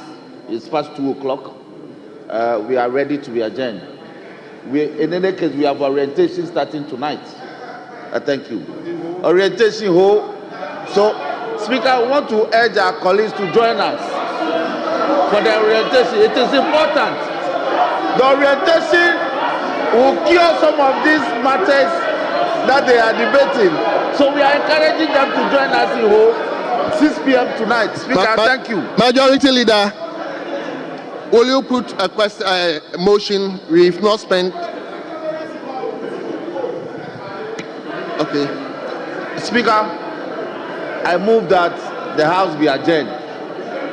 I thank you. Leader, say what by seconding, say whatever you want to say. Speaker, I will not second the motion now, just to make a comment. Just to make a comment, my whip earlier made a call to us that we should join in the retreat. Speaker, let the record reflect now and the future that we are always for a workshop to build our capacity, and we have never turned down any invitation to such gathering. However, at the business committee, I made it abundantly clear the position of the minority. We said that as far as the decision, this recent decision is at variance with custom and practices and what we are used to. There has never been a time that Parliament goes out for a retreat and the leadership is not consulted. The leadership is not involved in the planning in terms of the choice of venue, in terms of resource person to come and make presentation to us. This was not done. Speaker, listen. Speaker, this was not done. So our position is a very principled position. We are saying that the clerk and the management should consult leadership. That has been the practice. So until that consultation is done, we cannot be part. We cannot be part of this weekend's retreat.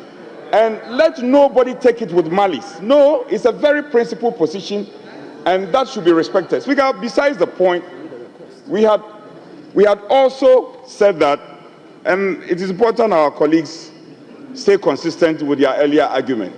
We all want to reduce costs. We want to reduce costs.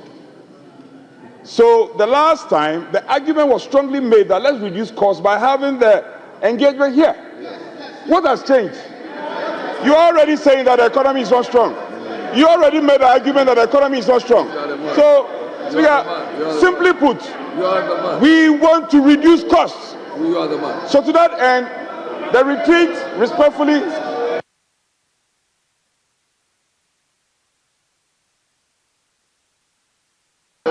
Speaker, to that end, let the retreats, with respect to my leader, Speaker, the principal position is that we want to reduce costs.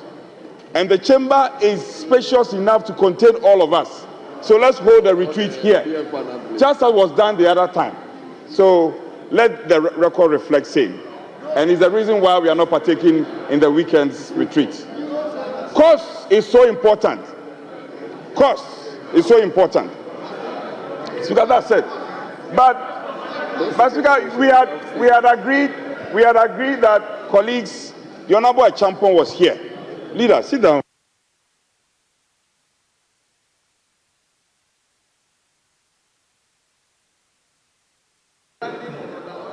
Well, I don't know. Okay, well, he can come on the 122. I don't have no problem. Are you advising him? Speaker, the Honorable Champion was here, and we agreed that we'll take statement on both sides. So I asked him whether they had statement on their side, and he answered in the affirmative that there are two statements on your side. Yes, and we also have some statements. Speaker, we'll leave the decision to you to decide the number of statements to be admitted. So we can take one on each side, and then we'll call it a day. Yes, we have. Quorum is determined by the mood of the House. Quorum is determined by the mood of the House.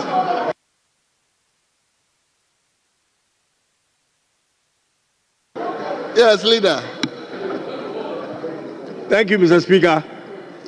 Mr. Speaker, I understand what my honorable brother is trying to say. Ideally, you would expect that the clerk would have engaged you. But I think so there's something quite unique this time around, because we ourselves, we were not invited to anything. But then, of course, we like who, so we are going to go to who. I mean, it's a matter between you and the clerk to resolve this issue. It should not happen that way. But I will encourage you that you come to who, so we will be there. And hopefully we'll be waiting for you. Hopefully you show up. Thank you. The leader wanted people to dance the whole dance. Yeah.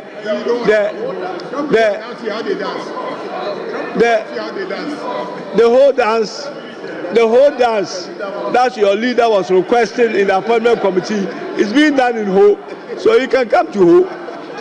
Thank you, Mr. Speaker.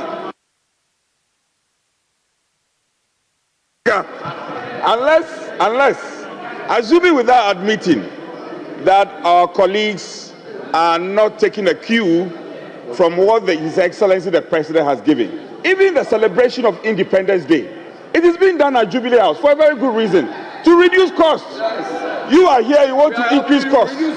So they need to take a cue from His Excellency the President. To reduce costs. For the reason of reducing costs, we are not going to hold, we will have it here. We will have it here. And that's the decision. Come and join us. Yes, leader. Mr. Speaker, the Minority Chief Whip is insisting that for the reason of reducing cost, we will have it here. Assuming we want to have it now, show me your members. Show me your members. Where are your members? Where are they for the purposes of the orientation? Okay, we'll have the orientation now. Show me your members. You are not here. You see, this is the reason why the clerk would like to move the location, because it is often difficult to get the MPs. It's difficult.